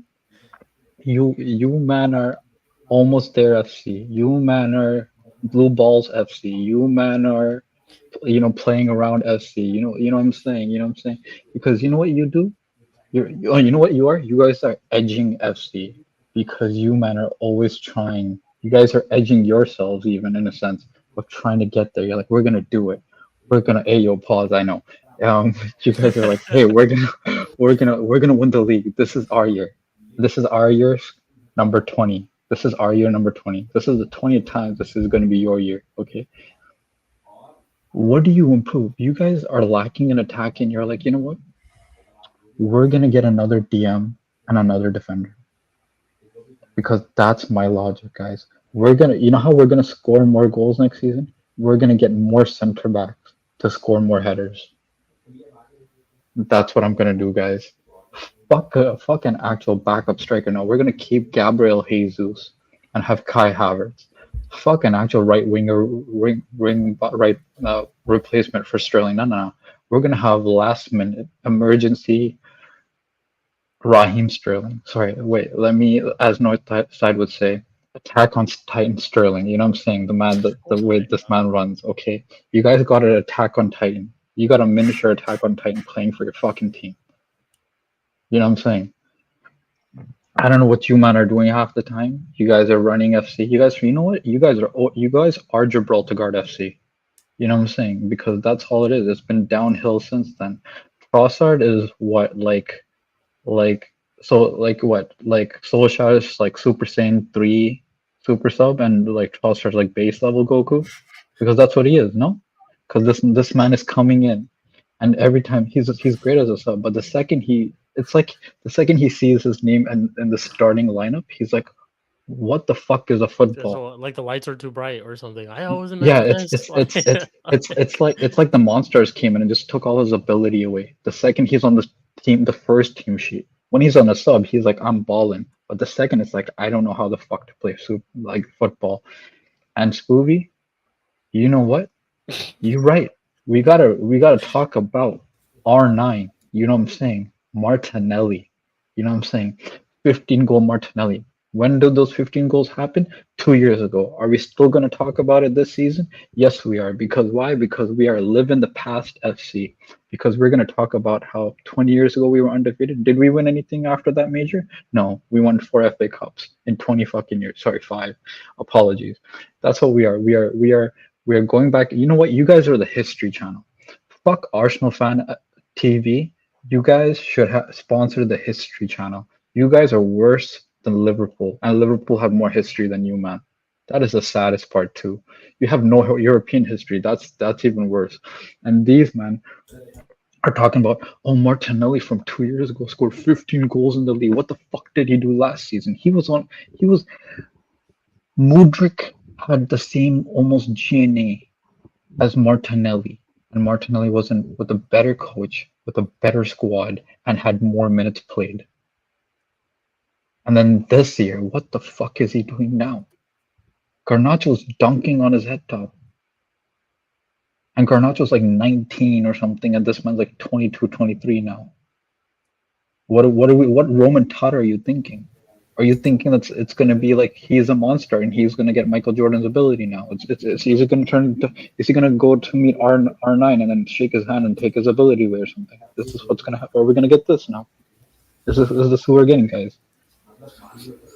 Chatter saying speak on Kai Havertz. CP, you're an ex-player, man. Who are we talking about? Kai Havertz, the guy who scored the Champions League winning goal for you guys. Oh, that guy. 1 second, let me just get him. This is what he is. This is what he is.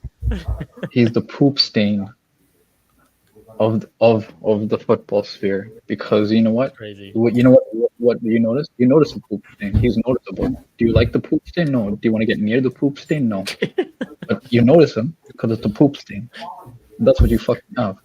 You have a poop stain. Oh my god. You know what I'm saying? And it's perfect because your fucking club is toilet paper, so it's great. You know what I'm saying? That's all you're fucking useful for, because that's what you make. You guys make mad kits every fucking month.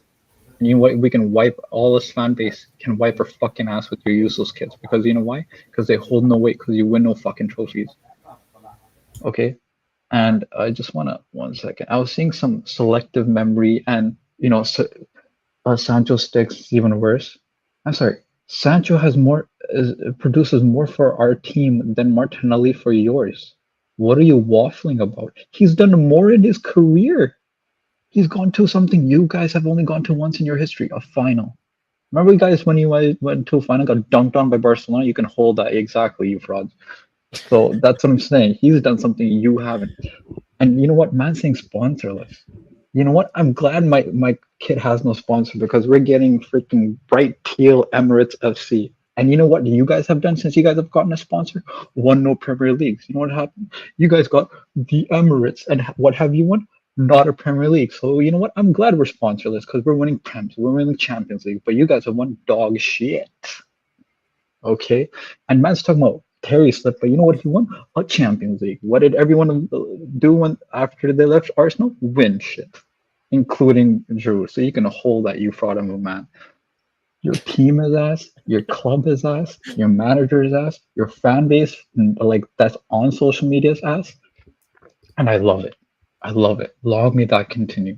Long may your toilet paper of a side, your toilet bowl of a side, your Attack on Titan players fucking do your shit.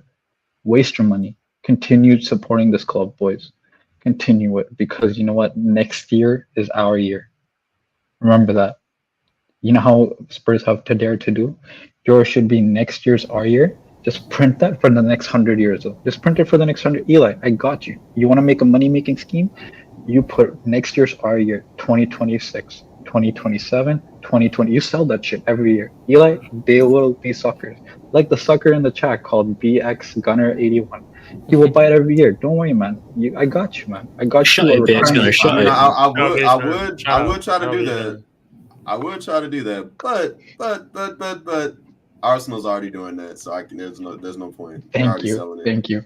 And you know the funny thing is, this BMX Gunner saying he ruined our childhood. Actually, you didn't, because we dunked on you every time we got to a final. You men haven't dunked on us for Thierry Henry. We dunked on you, man. Every time we reached the final, we dunked on you. And you know who dunked on you most? Didier Drogba. And you know what he did? He won a Champions League with us, unlike with Thierry Henry when he had to run away to Barcelona with Lionel Messi. So you can hold that. And you know what? That's my section done. And once again, thank you to my brother M. De Niro, man. Oh, fuck Arsenal. You know what I'm saying? Fuck the toilet bowl. Damn. Keep the fifth. That feels like a mic drop for real. That definitely feels like a mic drop. But hey, yeah, that's crazy. But yeah, that is the Bournemouth versus Arsenal section, of course. Real quick though, before we do move on, Eli, I did want to ask you, you guys play Liverpool next. So you got obviously this week you played Bournemouth, now Liverpool. You nervous about that game? No Saliba, Liverpool playing the way that they are, of course. Bro, just beating Chelsea. Listen, I'm not nervous about anything. I already told you. I have no expectations, so there's no need for me to feel nervous about something I have no expectations for. Fair enough. That's true. Fair enough. Cool. Let's move on. I think it's safe to say we'll just combine the United and Tottenham section because they got wins. Nothing too crazy. There was nothing really that crazy to talk about. But I gave my match reaction. I said we'll go into the United game. I gave my match reaction. I said first half was terrible. Second half we looked like a completely different team. Good to see Rashford turn up after however long. But will these guys do it again? And will these guys keep this type of performance again? I don't know. I don't think so. We play Fenerbahce in the midweek. We play West Ham. We're not going to have Kudus. And even though, Lopetegui probably should get sacked, who knows? West Ham will probably turn up for this game because I feel like every team looks at us as a way for them to get 3 points. Whichever team hasn't got 3 points, that they want to face Manchester United. So that itself should tell you everything. Another thing, why our medical team couldn't put a bandage on De Ligt 4 different times, I don't understand. Who hired these guys? Like, really, who hired these guys? You man put Vaseline on his head instead. Like, did you think he was a boxer? This guy has a cut on his head and there's blood literally gushing. And you put Vaseline thinking that shit's going to save it. Like, what is I don't know, man. What is going and then we concede a goal because of that too. And the way that he scored it too, I feel like, bro, if De Ligt was there, he probably could have defended it. Dallo should have done better on the goal, I should say. He lost his man. And Casemiro too, even though you could argue it was zonal marking or not, but I feel like you have to try to win the ball there first. But good goal from Pinnock. Second half, we come out firing, like great pass from Rashford to Garnacho, good finish from him as well. And even though Bruno, like again, he doesn't do anything in this game, but somehow he's able to produce like something, good assist from him to Højlund, of course, and Højlund ended up scoring. But again, like bar these moments, we didn't do much. Second half is where I would say we created a lot, but it's again, this is a Brentford team where Mbeumo didn't turn up. Had Mbeumo turned up, and let's say Wisa had started with him, those were my concerns, and they could have been a completely different thing. So it's like I'm not head over heels. I still like the problems are still there. I'm happy that we finally get a win, and I can actually, be happy that we got a win, and I don't have to get roasted everywhere I go. But nothing's changed, man. The guy's still here. The manager's still here. These wins, if anything, just prolong his stay. And that it just kind of sucks, even though I always support this team to win and have positive results. But it sucks that he's going to prolong his stay. Like he's going to be here for longer now because of results like this. And Hussam said this on A-listers, we'll probably lose to Fenerbahce, and who knows, we might get a result against West Ham. And it's just going to continue like this. We'll get slapped up by big teams, but somehow we'll get a result, and the fan base is going to think that everything is okay and he deserves time and this and that. But problems are there, man. And I ain't going to think of United in a different way of how I think them unless his manager is gone. And that's just how it is. But Spoobs, we'll go to you. Your thoughts on the game? Yeah, I just want to say thank God this show's on Monday and it's not after tomorrow, because I don't see us beating Fenerbahce. I really don't. I just want to say at the game, I thought we were defensively pretty decent. But come on, let's. I've got multiple people. Garnacho, great finish. You see the way he opened his body up on that ball? No, okay, we'll get on it. No, it was a good pass by Rashford. I thought the team played all right. Like it's just a same old. I want to come at United fan base. I don't know why it's Ahmad against Garnacho. Why is it one or the other? The two can play on the same team. I don't know why there's like people are trying to like you have to be either Garnacho or Ahmad. I don't know why that is. There's one thing I do want to say is why is Ugarte not starting that game? I've got a warning for United fans. Ugarte is no better than Fred. I'm telling you this. He is no better than Fred. If you've seen Ugarte play, you're in for a shock because he's not that good. I don't know why we bought him. I just want to get this out here because there's not one thing I can see Ugarte doing better than Fred.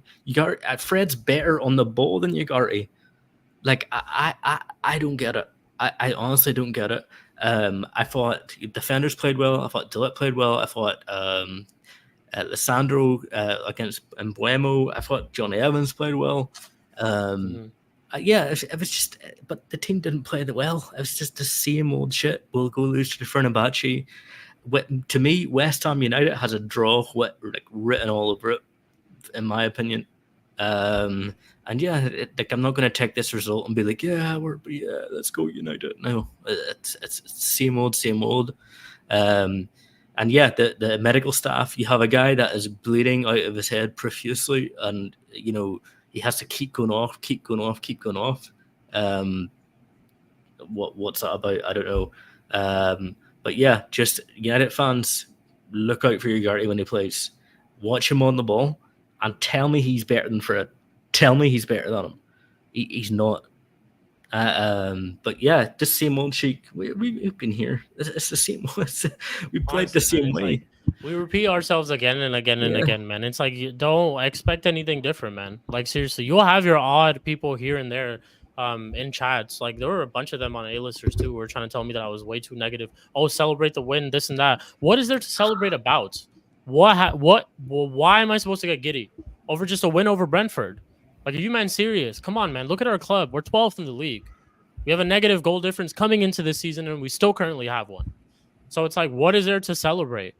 Seriously, like, keep it a buck, man, for real. And I'm tired of, like, it's coming to a point where, like, I'm actually getting tired of trying to talk to these guys and have an actual intellectual conversation without them trying to bring up all these, like, hopium and, oh, Rome's not built in a day. I keep saying it again and again. Rome was not built by an idiot either. I keep saying that. Rome was not built in a day, but it wasn't built by an idiot either, man. At least the guy had a plan.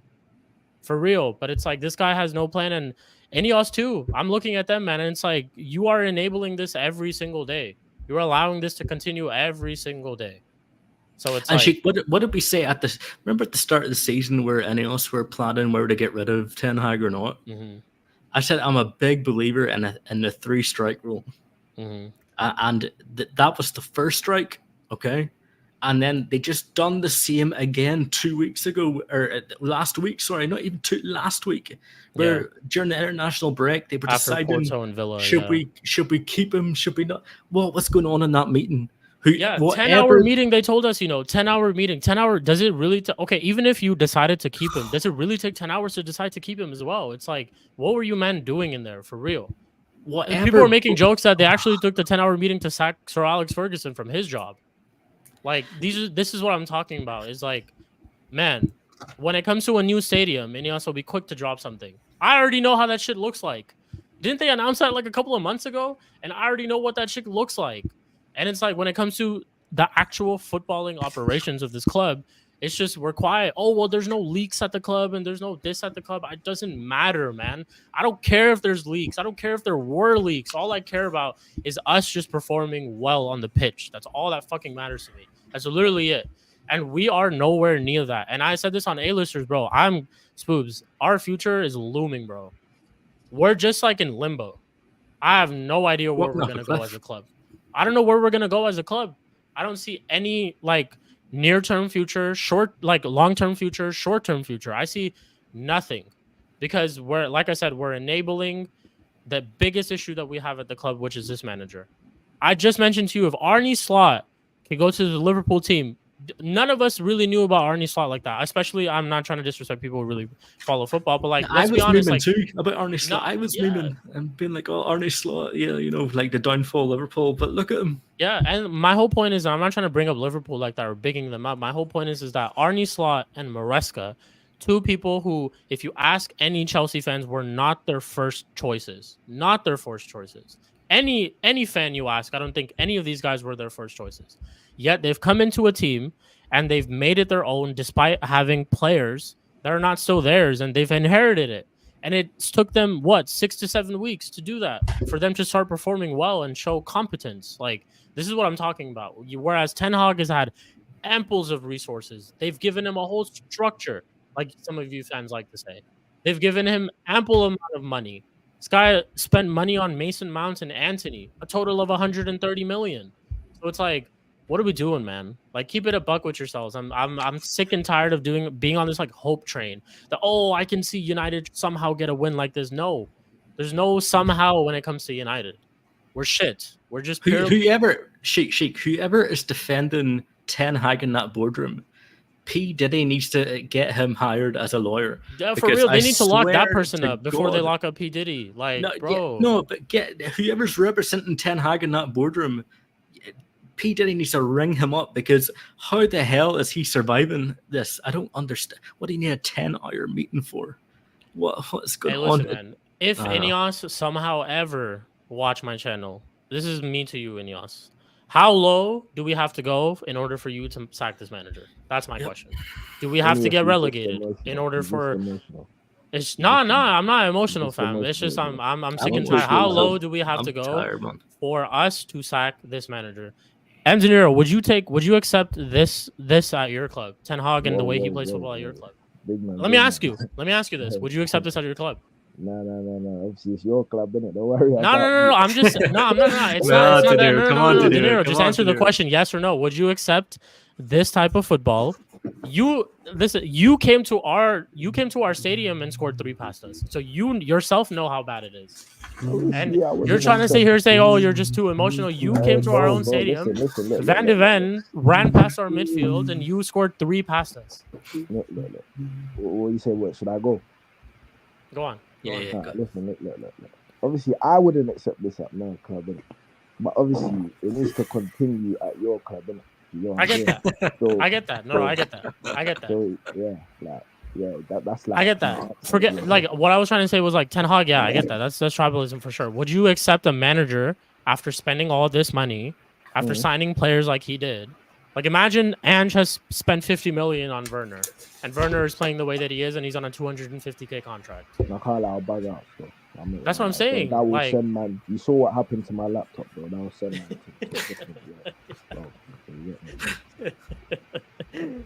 nah, I hear you. Go on though. Go on. Floor's yours. My bad. Yeah. Oh no, man, bro. Man, listen. Obviously, I told you, man. Innit? Obviously, Ineos, I just want to say, obviously, it's a bit emotional. Take what you said with a pinch of salt if you do watch this video. But nah, man, you see where it is, bro. I'm just gonna keep saying every single time. Obviously, the United fans that I know personally, like a lot of you lot that I know personally, are very smart in your brains. Obviously, you're not on this Ten Hag thing. Obviously, I see the way that you lot be moving. I see the sheets, the flawlesses. You get me? All of you, man. You man move correct. But then I've been trying to do a little bit of surfing. You get me? I've done a bit of surfing just to see other content creators. Now you see you Wallads, bro. You Wallads are on a different thing. Look, I don't even want. I want Ten Hag to stay, but I'm gonna come with my real talk today. I've been doing it today, so I need to continue. You see them Wallads in your United fan base that after this game are screaming, "Wow, enjoy the win," and all of these type of things, brother. What really and truly, you're saying enjoy this win, but you're United, bro. Why am I getting gassed over beating Brentford, bro? It doesn't make sense, bro. Like you man are the same team that back in what when man was like 12 years old, 10 years old, bro. You're dominating. Man wouldn't even be worried. I said this on the last stream. I said, bro, Old Trafford used to be a fortress, bro. Man used to be shook. Man didn't even used to watch games because I knew what was gonna happen when man stepped there. Do you get me? Now, these days, bro, it's a laughing stock, bro. You let Spurs come there and slap man free, bro, it's ridiculous, bro. It doesn't make sense, bro. This never used to happen, bro. Do you get me? And you can't be comfortable with that if you're a United fan. You need to be real with yourself here, bro.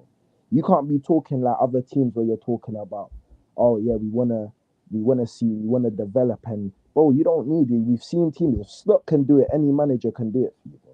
Do you get me?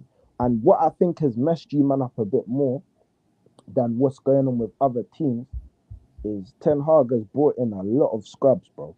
Like, so on top of just being a bad manager for you, lot, man's brought in some dead ass players for you, and that just makes it worse. Do you get what I'm saying? Because at the end of the day, you're just causing more. You're inflicting more pain to the wound, bro. Do you get me? That's all he's done, bro. Just inflicting more pain to the wound that was already there before he came, but just making it 10 times worse, bro. And then on top of inflicting pain to the wound with the players you've brought in, you've got rid of players who would have done you a favor, bro. And the players who are still there that could do you a favor, you don't even want to play them, bro. Or give them at least a run of games, but you'll rather give the players who don't do nothing for you, well, supposedly in his eyes, thinks that they do something for him. Bro, you're letting them play week in, week out, bro. Like, bro, at the end of the day, I just think, yeah, you man got the win. That's all good and that. It's a time for the ones who have been going through the pain to relax. But at the end of the day, for me personally, if you're advocating for my man to still be a manager within the next 1 month, even 1 month, bro, even 2 weeks, you're smoking something else, bro. Because any United fan that's seen you, man, most United fans have seen you, man, win stuff, yeah? Till now, you still win stuff. But what I mean is that, bro, you man were winning the big things. Now you man are literally just here getting gassed over little FA Cups and that. And I'm not saying that's bad. Obviously, as a team that wins trophy, that's calm. But what I'm trying to say is that, yes, my man won, he done his job. Tell him to move on, bro. Do you get me? That's it. You won something, move on. You didn't win what we wanted, so move on. You get me, bro? Man, I know what United fans want. Man don't want to see no FA Cups and that. Man want to see man competing in champs and competing for the title, bro. That's what I know majority of them man want. So no one's taken away from the fact that my man's won something for you, man, twice in a row. But brother, it doesn't mean that that's the best for the long run. You get me, man? Yeah. Sometimes you get me. You get a contract at a certain. You see certain man get temporary contracts. They were good at the time, and it's time to move on because you're not gonna benefit man anymore. Because man don't want to see another FA Cup. And like obviously you want to see another FA Cup, but what I'm trying to say is, man want to see themselves competing in the high competition. You get me, bro? So at the end of the day, if you're a United fan and you're sitting there saying, yeah, this is all good and that, I think you man need to think again. And this should be a thing where man should be coming here and not even having to speak like this, bro. This is Man United, bro. Man don't care what no one says, bro. This is Man United. Man shouldn't even be having these conversations, but obviously it's where it's at. Football changes drastically a lot. But yeah, you United fans that are advocating for my man in, you're just making it worse, bro. You man are similar to kind of like Arsenal's fan base, where your say does filter around the training ground, filters around the pitch, bro. Your say really does. We've seen it when Rashford is celebrated, when you man were dissing him, it filters, bro.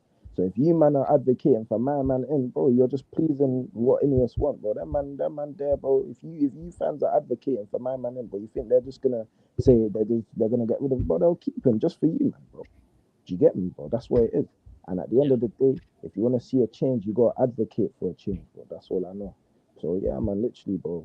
That's the thing, though, bro. It's like I don't get it. This amount of like vim that some of our fan base gave to Ten Hag, I don't even think Sir Alex got this amount of vim when he was here, bro.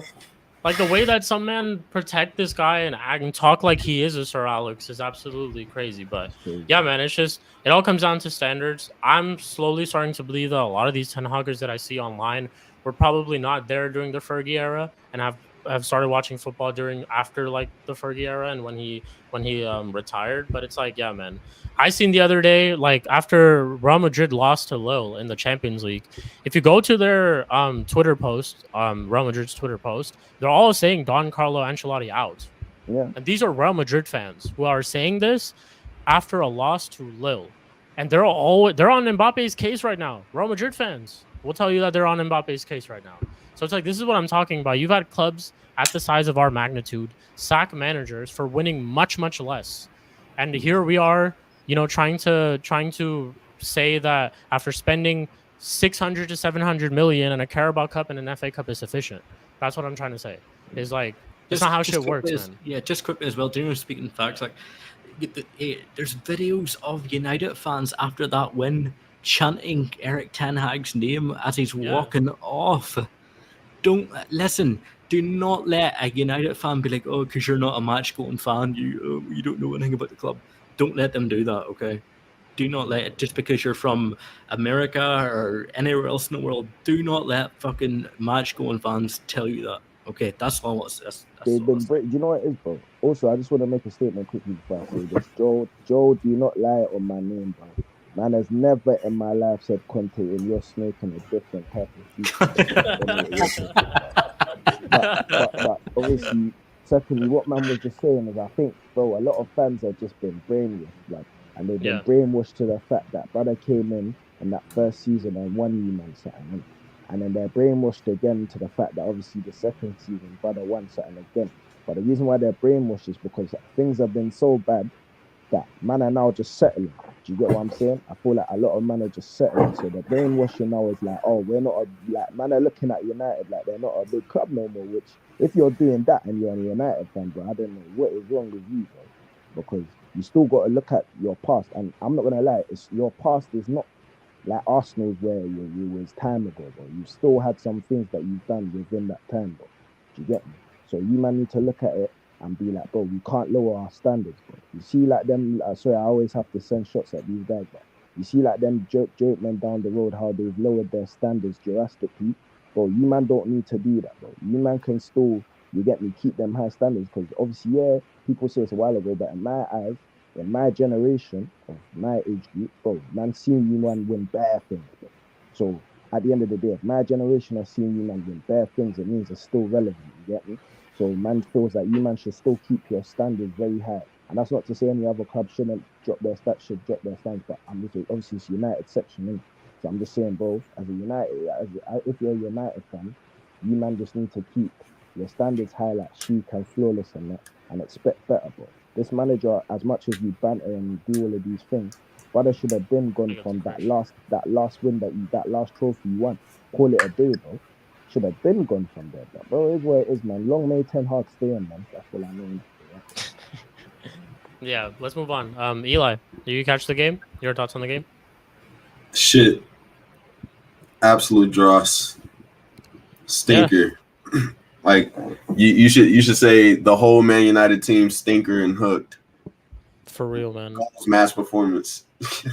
Shout out John. Like for real, like goals, mass performance, man. That was an absolutely woeful performance. Like I'll be real, like Oh man, it was painful to watch, man. I found myself nodding off a few times, and when y'all scored, I was just like, "Oh shit, they scored." Yeah, that first half was like a sleep fest, bro. It was so bad. Like from both teams too, to Yeah. be fair. But that first half was dreadful. But yeah, man. Yeah, I mean that's pretty much it, man. Hey, Hoyland and Garnacho took the goals well. Kudos to them for actually scoring, actually doing something productive in a game. Even though the rest of the game they were shit. They didn't do anything else outside of score the goals. Good for them, but just terrible from both teams, and that just shows the quality of this Premier League, how far it's fallen. The quality of its managers. Some of these managers ain't it. You know what I'm saying? Yeah, but I mean that's shit game. Goals match performance. Man United stinker and Hook. Goals match performance. Should have been Hook, man. And now we go play a Mourinho Fenerbahce with some of our old friends at the club as well. So it's Hey, he coming back to slap y'all up. I'm telling y'all from right now. 5:40 p.m. I feel like Amrabat is literally gonna have of October. Amrabat or Fred. Mark my words, one of them will have like the man of the match. They will actually. Oh yeah. It's the Fred Amrabat derby. It's so crazy because both of them have a point to prove to this manager. This manager was the one who let them both go.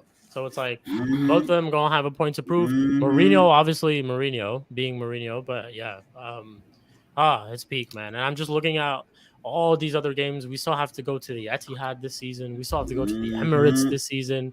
We still have to go to the Bridge this season. We still have to go to Anfield this season. We still have to go to the Tottenham Stadium this year. Oh. I see a many ass whooping coming. Many ass whooping coming for Man United, bro. I'm not gonna say unfortunately because it's I love to see it, but it is what it is. Long may it continue. Spoos, would you take another 7-0 if it meant that Ten Hag would get sacked? You know what? I would, bro. Yeah, I would, yeah. bro. I would. Like, you're asking me. I would, bro. I would. It's just like thought about that. It's one of them ones like just put me out of my misery, man. That's really just what it is. Like, would I take a loss to make my club overall better, as in like going forward? Yeah, 100%. Yeah. Yeah, I would too. I would take another 7-0 loss if it meant I know people are. I'm gonna get DMs saying like, "Oh, you want us to lose? You want us to lose?" Like all this shit. I don't get. If it means getting Ten Hag out, then yeah, I would. Yep. Yeah. True. Because like what beating Liverpool while we're probably like 15th or 16th, and while they're probably like 3rd or 4th. What the fuck is that gonna do if we beat Liverpool? Are we like later on this season? Draw or if we something? Back like a win against City or something. What is that gonna do for us? Nothing. What are you man gonna chat about? You have even if you end up like some of these United fans, if you end up beating City or Liverpool, you man still have no chest. Like you can't. Shout out Sam. I watch his. He gets disappointed. I see like people on there. They get disappointed if they don't beat us. They're disappointed. That's what I'm saying. You should see. You should honestly see the way Hassam treats me on his channel. He didn't even want to put United in the title today. Yo, we fucking played. We won a game, But like, this is what I'm talking about. The amount of disrespect. I have Lewis all the time telling me, "Yo, I'm gonna be so mad if we don't beat United at Old Trafford. So mad." It's just stuff like that. It's just like look at this laughing stock. You know what's crazy? Today's panelists, right, on A-listers, it was me, it was Jacob, it was Lewis, and it was Hassam, right? Bar Lewis, everyone else scored 3 past me in my old stadium this year. Lewis, if he does it, he completes the set. I'll literally sit in a panel where all these guys have scored 3 goals against me at home. What will I say to them? What can I even say? I'm literally like the little bro of that stream. You think I want to do this? You think I want to be like I want to go on there with smoke and have chest, but I can't because of Erik ten Hag, man. And I don't know how long this is going to continue for, but it is what it is. CP, let's get your thoughts on that before we go to Spurs. Yeah, laugh, bro. Laugh. Laugh, bro. I'll be honest with you. Spooby, you know what, Spooby? It's time for Romantada. You know what, Garnacho. You know what? I'm seeing the light with Garnacho. I'm not saying he's a baller, but you know what? He's probably your best offensive player in this team. I'll be honest with you. Like, I still think Rashford had a better game than him. Yeah, but overall. I'm sorry. Your team needs goals, and right now he's giving you goals. Like Diallo's better than him technically too. And but that's the point we're at, where we But- counting on Garnacho for yeah, goals. that's what I'm saying. Like, you need goals, and But it's like, Xerxes not doing bro, that. we constantly give a left winger, a right winger position week in, week out. Like, I don't understand Mhm. when we have clear right wingers on the bench. You have them in the team, and you started him in our first few games. What is the difference now? Why all of a sudden is Amad Diallo just not being featured? Can't get a minute against Brentford. Like, this is like last year against Newport. When we played Newport, he couldn't even get minutes against Newport. Like, this is what I'm talking about, bro. And by the way, we Unai was beginning to start Diallo at the end of the season. You go back Yes. to all the Diallos Yes, that he start was. at the end of The the Liverpool season. game, the FA Cup game. Like, he played. He won us that game. And it's like there's other games too. Even which game was it? I think he played against I forgot. I can't remember. But there was a game where he scored. Even this season, he scored against who was it? He scored against Brighton, right? Yeah, he scored against Brighton. And like, bro, come on. Like, come on now. Like, what does the kid have to do to earn a chance? Especially when it's how would, if he decides to leave the club after this season, I'll say, yo, thank you, man. Thank you for your service. Seriously. I wouldn't even be mad because I imagine you, CP, yeah? You're getting benched by Garnacho. Think of it just that way. Week in, week out, you get benched by a player who does his best when he comes off the bench. And Rashford too. I will include him as well. Rashford as well. Like, you're getting benched by him, who does nothing. He hasn't had a GNA until this weekend for like 6 or 7 Premier League games, going back to last year too. It's probably even more than that, to be honest, chat. Like, and this is what I'm talking about. It just we're making decisions like this. Like, I just don't get it. Makes no sense. But go on. Sorry, continue. just had a thing. Like, I honestly think I'm just looking at your squad again, looking at your squad and your subs. I think you guys should do a 4-4-2. Play 2 strikers. Yeah, Like, play Xerxes do- and Hoyland. yeah, because Xerxes is more of like a 9.5, right? So he's your link up one. He's your false 9, and you have an out and out poacher.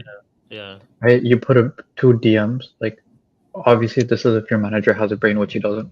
But you would do Casemiro and Meno in the midfield, right? Or Ugarte and Meno in the midfield. You put Garnacho on the left. You put Diallo on the right. I don't think. You know why he won't do that, though? Rashford is good enough. You know why he won't do that though? Is because he wants Bruno to play as a free roam, like a free roam type of role, which is why he will never change things up.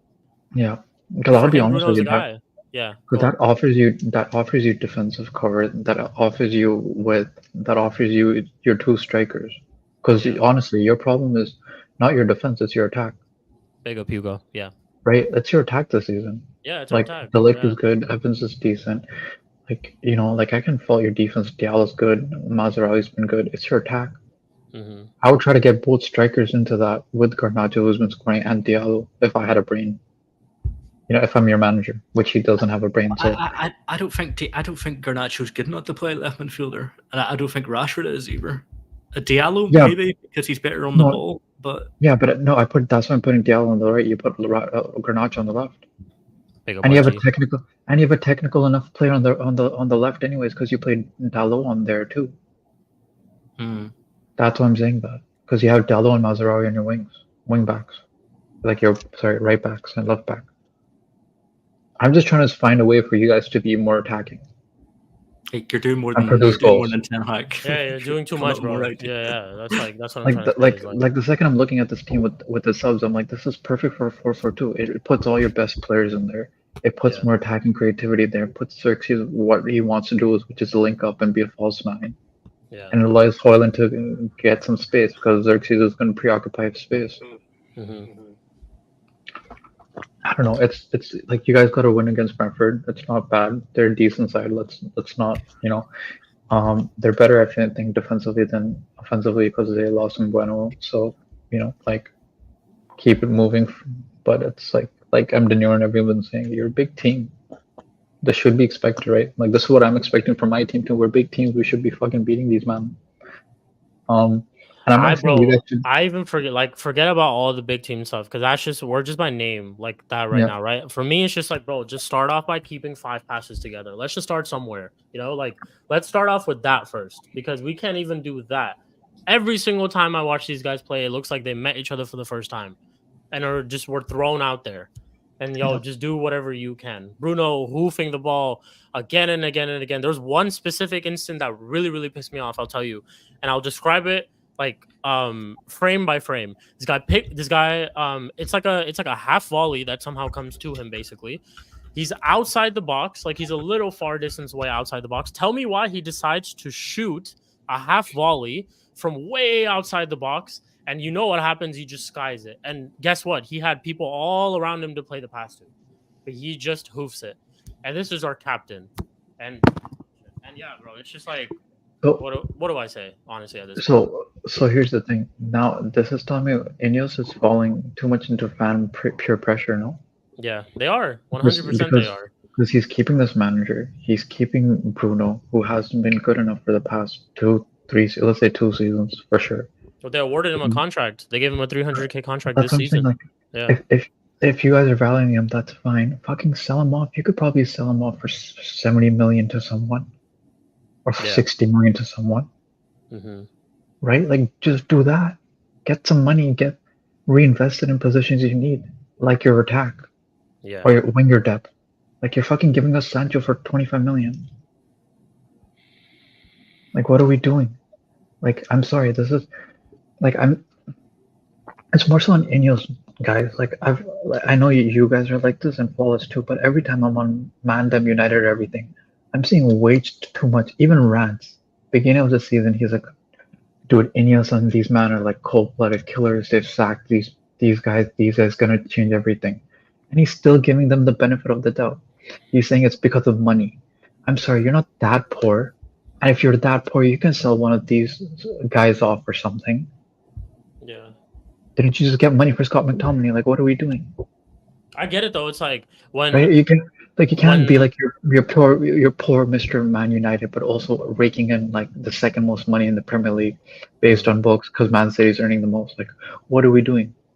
Yeah, I mean, this is what I would say about the like other United content creators and all that stuff, right? I'm like when they make those type of claims, like I get where they're coming from, because if you realize, like, Ineos sold us a dream. They technically did. Like when we were first in talks when they were first in talks of taking over this club. Also, I'm not going to forget certain fans and like certain people in the chat were talking about, oh, I don't want my club to be state owned and this and that. I'd rather have Sir Jim and all that type of stuff. Who cares? Who honestly cares? As long as you're winning.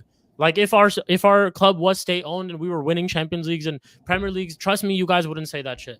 And I'd probably bring it up and be like, yo, where's your whole state owned shit now? Because they wouldn't say that. At the end of the day, all these things just matter because we're not successful and all that type of stuff. Nobody cares about all this stuff when we're winning. So it's like, again, this whole like narrative that like people are writing fucking letters to our board talking about how like we need to keep him and stuff like that. These men sold us a dream. They told us that what they wanted to bring in the best of the best so that they can try to support this manager and all that type of stuff. Right now, I can't even tell you who is the person who's coming up with tactics, because right now, Ruud is the person on the touchline who is the most vocal out of everyone. And he's the one who's always trying to give instructions to players. So it's like, who's the coach? Is it Ruud or is it Ten Hag? You see them arguing on the touchline. You see them arguing right now. Recently too. You have the likes of Rashford, who's been quote unquote Ten Hag's boy. Like he's defended him when he had disciplinary issues instead of trying to defend Sancho is what he should have done. But like he's shown favoritism to certain players, and Rashford, someone who's been fed up with him. I forgot what game it was. I think it was like before the international break. The guy said like he's lost, like his head's gone. Like he literally said that. So it's like you have your own people who you think are on your side turning against you. And that itself like should tell you the state of this club. Like even his own people are turning against him.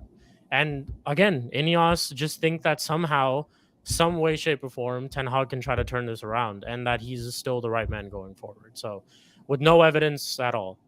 So yeah, man. Hey, Spoobs, we're stuck in this, bro. This is just the reality of it. Oh, and just quickly, I know, going a bit late. Yo, Bates Gunner, I couldn't disagree more. When I know Evans comes on, I know at least he gives a 6 or a 7 consistently. Yeah, I couldn't disagree. Go back in a game and tell me where he's played awfully. Like you can't. Like, and that's again, how like bad. this is not us like trying to like big up Johnny Evans and say that he's an insane player. This is us just trying to tell you that look at the state of our team when we have Johnny Evans, who joined us after, like, this guy, after he left us, went to the likes of like West Brom and all these different teams, and he's come back to us and he looks like one of our better defenders. We took him to Anfield last season, and he kept a clean sheet. And it's like, this is what I'm talking about. This guy knows the standards of this club and what it means to play for Manchester United, whereas the rest of our players don't. And like, the rest of these guys should be ashamed of themselves, of this situation. But I disagree too. He's been one of our better defenders. I don't think he should be anywhere away from this team. I'm lucky. We should be lucky that we've had a Johnny Evans come into this team and he's performed the way that he has, to be honest. And yeah, shout out to him. But yeah, Spoops, continue. My bad. Oh no, yeah, I just wanted to say that about John Evans. I need to stick up for my. Hey, it's Eddie. It's Eddie, Big up, Eddie. the Joe Felix defender. Big up, Eddie. Appreciate Big that, up, Eddie. Eddie. Love, man. Love. Appreciate that. Appreciate you, Daniel, as well. Cool. Before we end off, obviously, we'll get some thoughts on the Spurs game and stuff as well. We'll go to M. De Niro. 4-1 win against West Ham. West Ham are shit. Let me just say that. Jeez, well, everything that I said about West Ham at the start of this season, I honestly want to apologize. I want to take all of that stuff back because Lopetegui is absolutely terrible.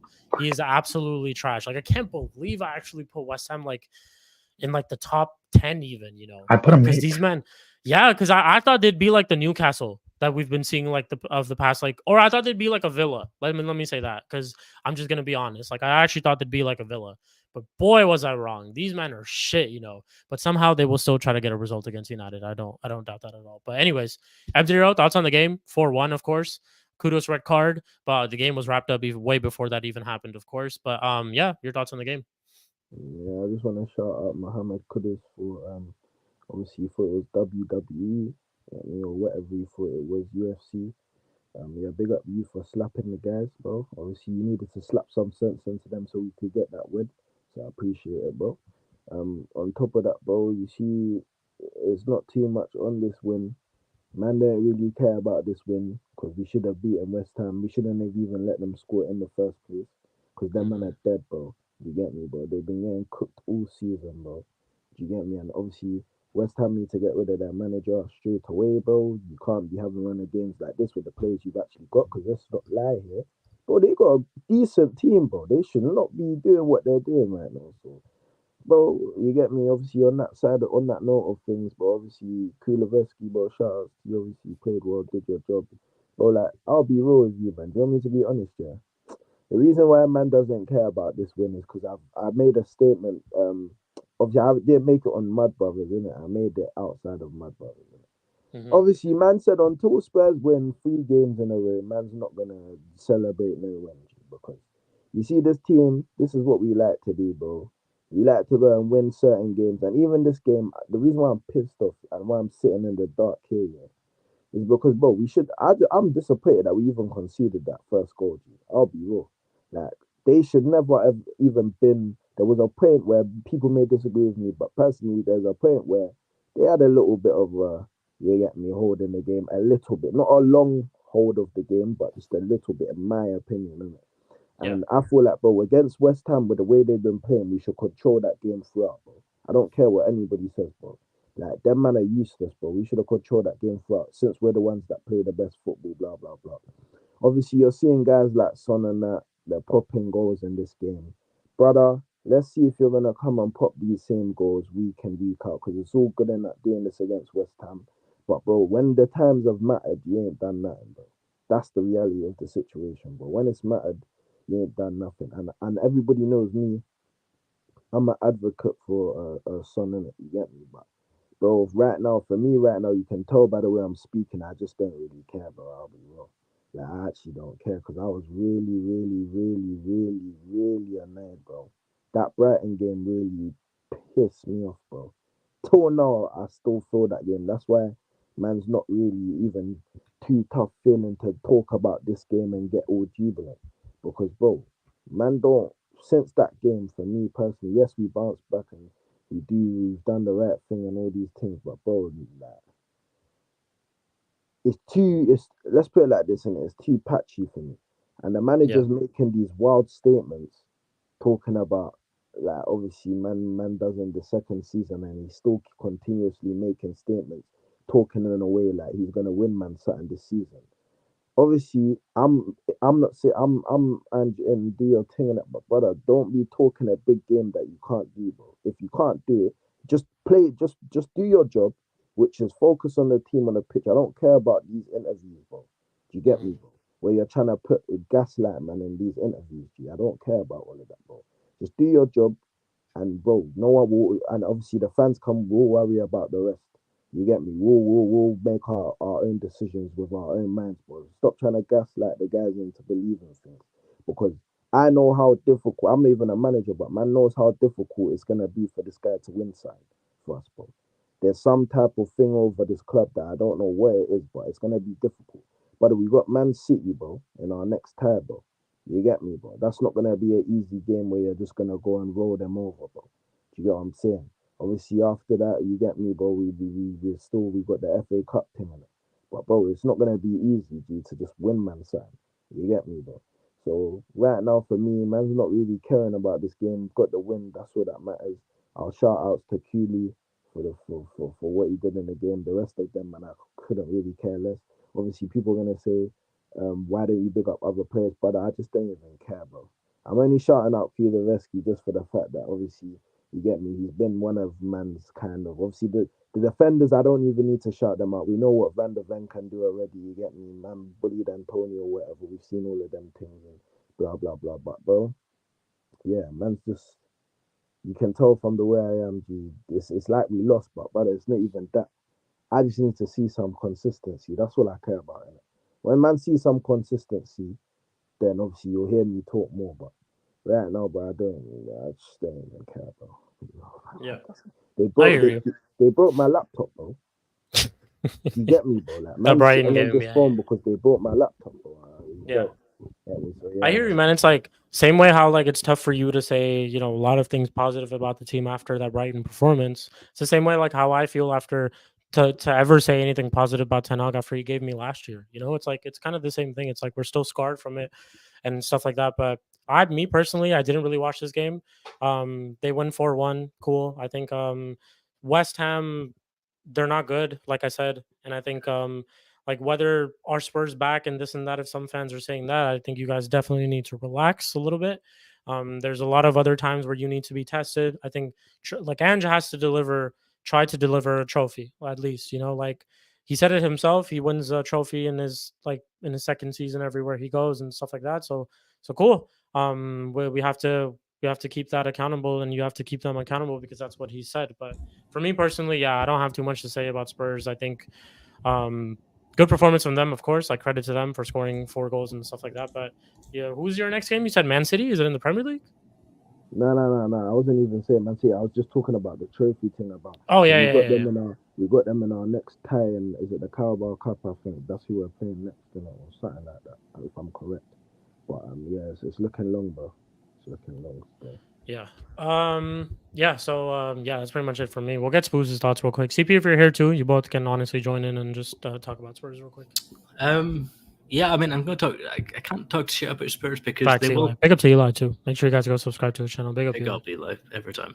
Yeah, like at least Spurs teams, like they'll put teams to the sword. Like at least you'll score 4 goals in a game. I could only wish that would happen at my club. But yeah, it's just all about Spurs going against decent teams. I don't think West Ham are at it at the minute. I mean, Spurs at Lopetegui. Oh man, that is a horror show at the minute. But yeah, I mean, you can't talk shit when they win 4-1, but it's just when they go up against decent teams, I think that's when Spurs kind of fall off a wee bit. But like, I can't talk shit. But yeah, good win. No, I'm not gonna sit and talk shit. Good win. There you go. Fair enough. CP, are you here? Quick. Yeah. Yeah, go on. Yeah. Solid win. I think the only thing I would be upset about is conceding a goal, like Daniel was saying, because we beat them 3-0, and I think we're on the same ballpark as you guys. So, you guys got the goals. Lopetegui's side of shit. I'm glad. Well, I'm not glad, but it's good for you guys. His son is scoring goals. He's been off a little bit this season, so maybe that starts something. Maybe that doesn't. Hopefully, it doesn't as a Chelsea fan. But you have to start somewhere. So and he's a superb player. Like he's shown that in the past. So it's a positive result. You can't fault it, and it's the right momentum you want going into Man City. And I don't know if it's at Tottenham Stadium or not, but if it is, you guys have had a pretty good history for quite a long time of doing well against them. So, this is the right momentum to have to face them if you guys are playing them at your stadium. So, and especially with no Rodri, they had a tough win. They won like champions, but they had a tough win against Wolves. So, I think they should give you momentum and confidence to go after them, or that, at the very least, you can frustrate their offense by cutting off Holland. Yeah, fair enough. And just say West Ham, don't worry, you've got us next. Don't worry. Don't worry. My bad, y'all. Just one sec. Cool. But yeah, that's pretty much it. Unless there's anything else you guys want to add about Spurs and West Ham real quick. But that's pretty much it for episode number 30 of obviously the Mud Brothers show. First and foremost, obviously want to say thank you guys for helping this channel reach 500 subscribers. That's to everybody in the chat, my co-panelists, anyone who's been on this show. Really, really appreciate that. Two, obviously great show. Much enjoyed. Like, this was honestly a very, very good episode. We had a lot of people in the chat too. Shout out to Flawless for obviously rating earlier as well. What we will do is we'll go through predictions. We'll do Champions League and Europa League predictions along with Premier League ones. So we'll start off with that. One thing that I've done is I've scrapped. We will not do the Mud Brother Challenge anymore. We will bring it back in the future, but just not anytime soon recently. Just because, yeah. But let's go to the fixtures real quick. One sec. Cool. So we start off with Friday, or actually start off with the European fixtures first. Well, Eli's not here for the Arsenal one, but I think he's in the chat. Eli, you can let us know your Arsenal predictions in the chat real quick for Shakhtar Donetsk. But we'll start off with that. So Arsenal versus Shakhtar Donetsk in the Champions League. I'll go for 2-0 Arsenal. Spoops? 3-0 Arsenal. 3-0 Arsenal, cool. CP? 3-1 Arsenal. 3-1 Arsenal, cool. And Dem De Niro. Was it away? It's at home. No. Yeah, 2-0 Arsenal. 2-0 Arsenal, cool. Just because they are in the Premier League as well, we'll also do predictions on Villa's game. They play Bologna in the Champions League at home. I think Villa honestly go and smash them. I'm going to say like 3-0. 2-0 Arsenal from Eli as well. Cool. There you go. 2-1 Villa. 2-1 Villa. 3-1 Villa. 3-1 Villa. Yeah, 2-1 Villa. 2-1 Villa. Cool. That's Champions League games for those clubs. On Manchester City and Liverpool because they're the ops. We'll go to Europa League. Let's see. 2-1 Villa, 3-1 Villa. Make that 3 out of 3 in UCL. Yeah. Cool. So our game, Spoobs. Or actually, Tottenham played before. Tottenham played at the same time, so we'll start there. It's Tottenham versus Alkmaar. 3-0 Tottenham. 3-0 Tottenham. 3-1 Tottenham. Yeah. 4-0. 4-0 Spurs. 1-0 Spurs. And then it is our game. Fenerbahce versus Manchester United. 1-1. Even a 1-1 is that means that we've drawn all our fucking Europa League games so far. We haven't even won one. Jeez. Like, this is actually a must win. I was gonna go 1-1, but I'll go 1-1 because I don't want to say 1-1. 1-1. 2-1. Cool. 2-1 Fenerbahce. 2-1 Fenerbahce. De Niro, if you're still here. I can't say that. All good. De Niro's on here. No worries. We'll move on. Oh, yeah. You here? De Niro? Apologies, my team. No worries. All good. All good. Yeah, 2-1 Fenerbahce. So 2-1 Fenerbahce. There we go. All right. Cool. And then, we'll move on to the Premier League then. Do Chelsea play, actually? Do Chelsea play midweek? Antha Panaikos or Panaikos, whatever, the Greek side. All right. 4-0 Chelsea. That's what I'll say. 4-0 Greek Chelsea. plumbers. 5-1 Chelsea. 2-0. 2-0. 2-0. Cool. And then we'll move on to the Premier League. We have a Friday fixture. It is Leicester City versus Nottingham Forest. Leicester City at home. I'm gonna say 2-2. 1-1. 1-1. 2-1 Forest. 2-1 Forest. I was leading to that actually. Yeah. 2-1. 2-1 Leicester or Forest? Forest. Forced. Cool. Then we got Villa at home to Bournemouth. I'm gonna say 2-0 Villa. 1-0 Villa. 2-1 Villa. 3-0 Villa. Just to put it out there as well, real quick. If these man Villa keep winning these games, yo, they're in the title race. I'm not gonna lie.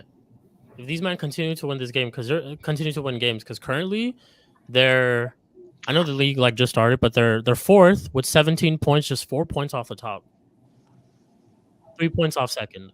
So Slowly creeping up. slowly creeping up. But yeah, then we got Brentford versus Ipswich at home. Fucking hell, such a dead game. I'll say 2-1 Ipswich. 1-1. 1-1. Oh, sorry. 3-1 Brentford. 3-1 Brentford. Cool. Brighton at home to Wolves. I'm gonna say 2-1 Brighton. Actually, no, I'll say 3-1 Brighton. Yeah. 2-2. 2-2. 4-1 Brighton. 2-0 Brighton. Brighton. Cool. Actually, sorry, I take that back. Man City at home to Southampton. 9-0 Manchester City.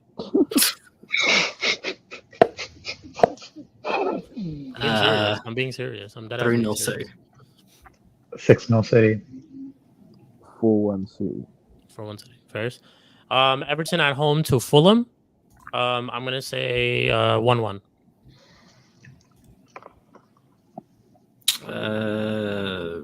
2-1 Fulham. 2-1 Fulham. I agree. Everton 3-2. Everton 3-2. Cool. Then we've got that was the last game of Saturday. We move on to our Sunday fixtures. We've got Chelsea at the Bridge first against Newcastle. I'm gonna say 3-2 Chelsea. Yeah.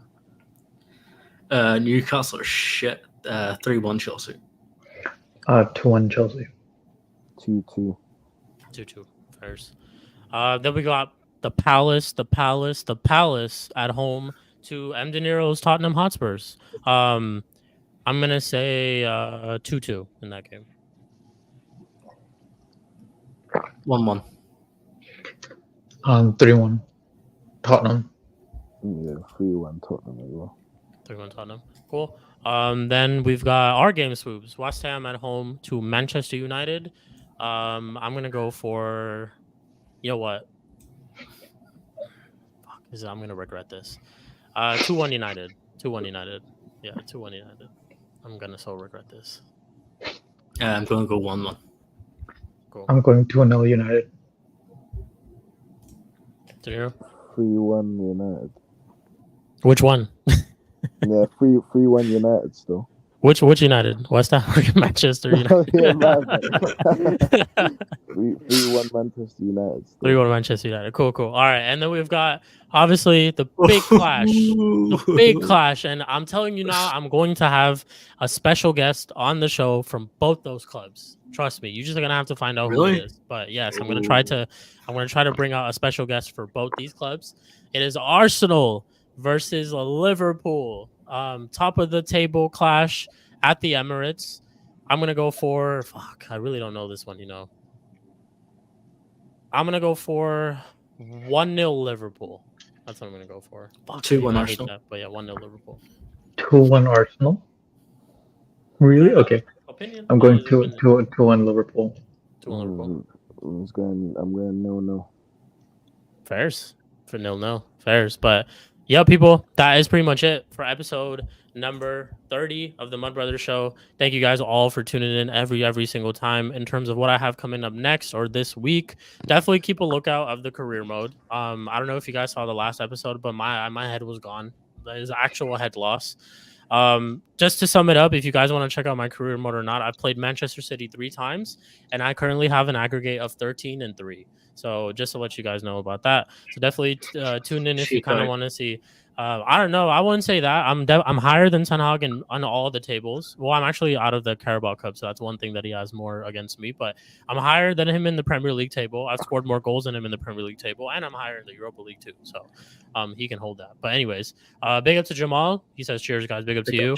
To you, yeah. Keep a lookout for the career mode stream. That's one thing for sure. I'm actually getting into this pre-recorded era as well, so I'm gonna have try to do some pre-recorded Manchester United streams, be it a preview or be it a match reaction. And then weekend we'll be back to watch alongs. I will be doing an Arsenal versus Liverpool watch along.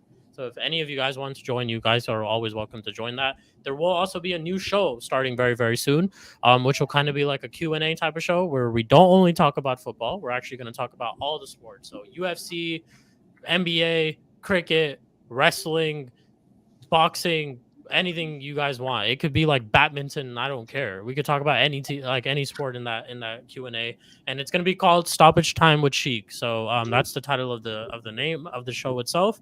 So yeah, keep a lookout for that. That's something that should be dropping either this week or sometime next week. But yeah, big up to everyone. Before we do close out, obviously, Spoops, do you have anything you have left to say? Yeah, just everyone in the chat. And people in the chat, the stream, there's so many people, I can't go through the names. Just you know who you are. We appreciate every single person that comes on this chat. Couldn't say louder, man. Yeah, puts in a message, subscribes, anything. Diluted Gunner, get De Niro on your fucking panel. Yes. Fucking hilarious. You need to do it. I actually didn't know if that was like actually the real Diluted Gunner, because I was like, damn, that Diluted Gunner see my channel? Like, that's crazy. Exactly, bro. But, you need to get him on. He's fucking prime time. Definitely. I'll shout out Flawless, actually. Yeah. CP, Eli, all the panel, everyone. I love you all. But yeah, and Sheik, thank you for having me on. Thank you. Of course, man. You already know every single time. CP, same thing for you, bro. No, big up to everyone in the chat and congrats to Sheik on 500 subscribers, man. Big up to you, man. We all did that together. Let's go.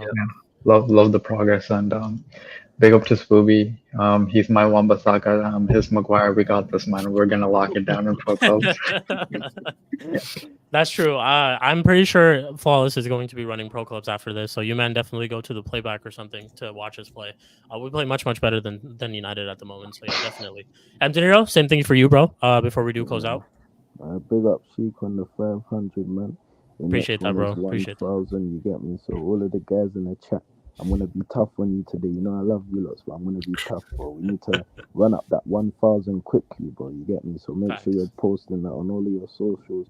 Share this with if you're young, share this with your friends at school. If you're older, share this with your friends at work, bro. You get me? So, Facts, man. Let's get to 1,000. But yeah, big up my panelists, BBC, Eli, and me big up. And then obviously, you get me? Yeah, man. Let's keep pushing, man. Make this a legendary show, man. Yeah, come on. You already know, man. Let's go. Like I said, a little bit. Mud Brothers is having a little bit of a trim. We're going to make some changes. Trust me, this next episode that you guys are going to watch next week is going to be even better than this one if you enjoyed this one. So that's all I'm going to say, and I will leave it with that. Big up to Eli, obviously. He was, of course, on the panel too before he had to leave. Big up to him. Make sure you guys obviously go and subscribe to Eli's Twitch and his YouTube as well as M. De Niro's and Spoobies. Big up to everyone. We will catch you guys next week for episode number 31 of the Mud Brothers Show. Hope you guys all have a great rest of your week, man. Big up. Doing that, y'all,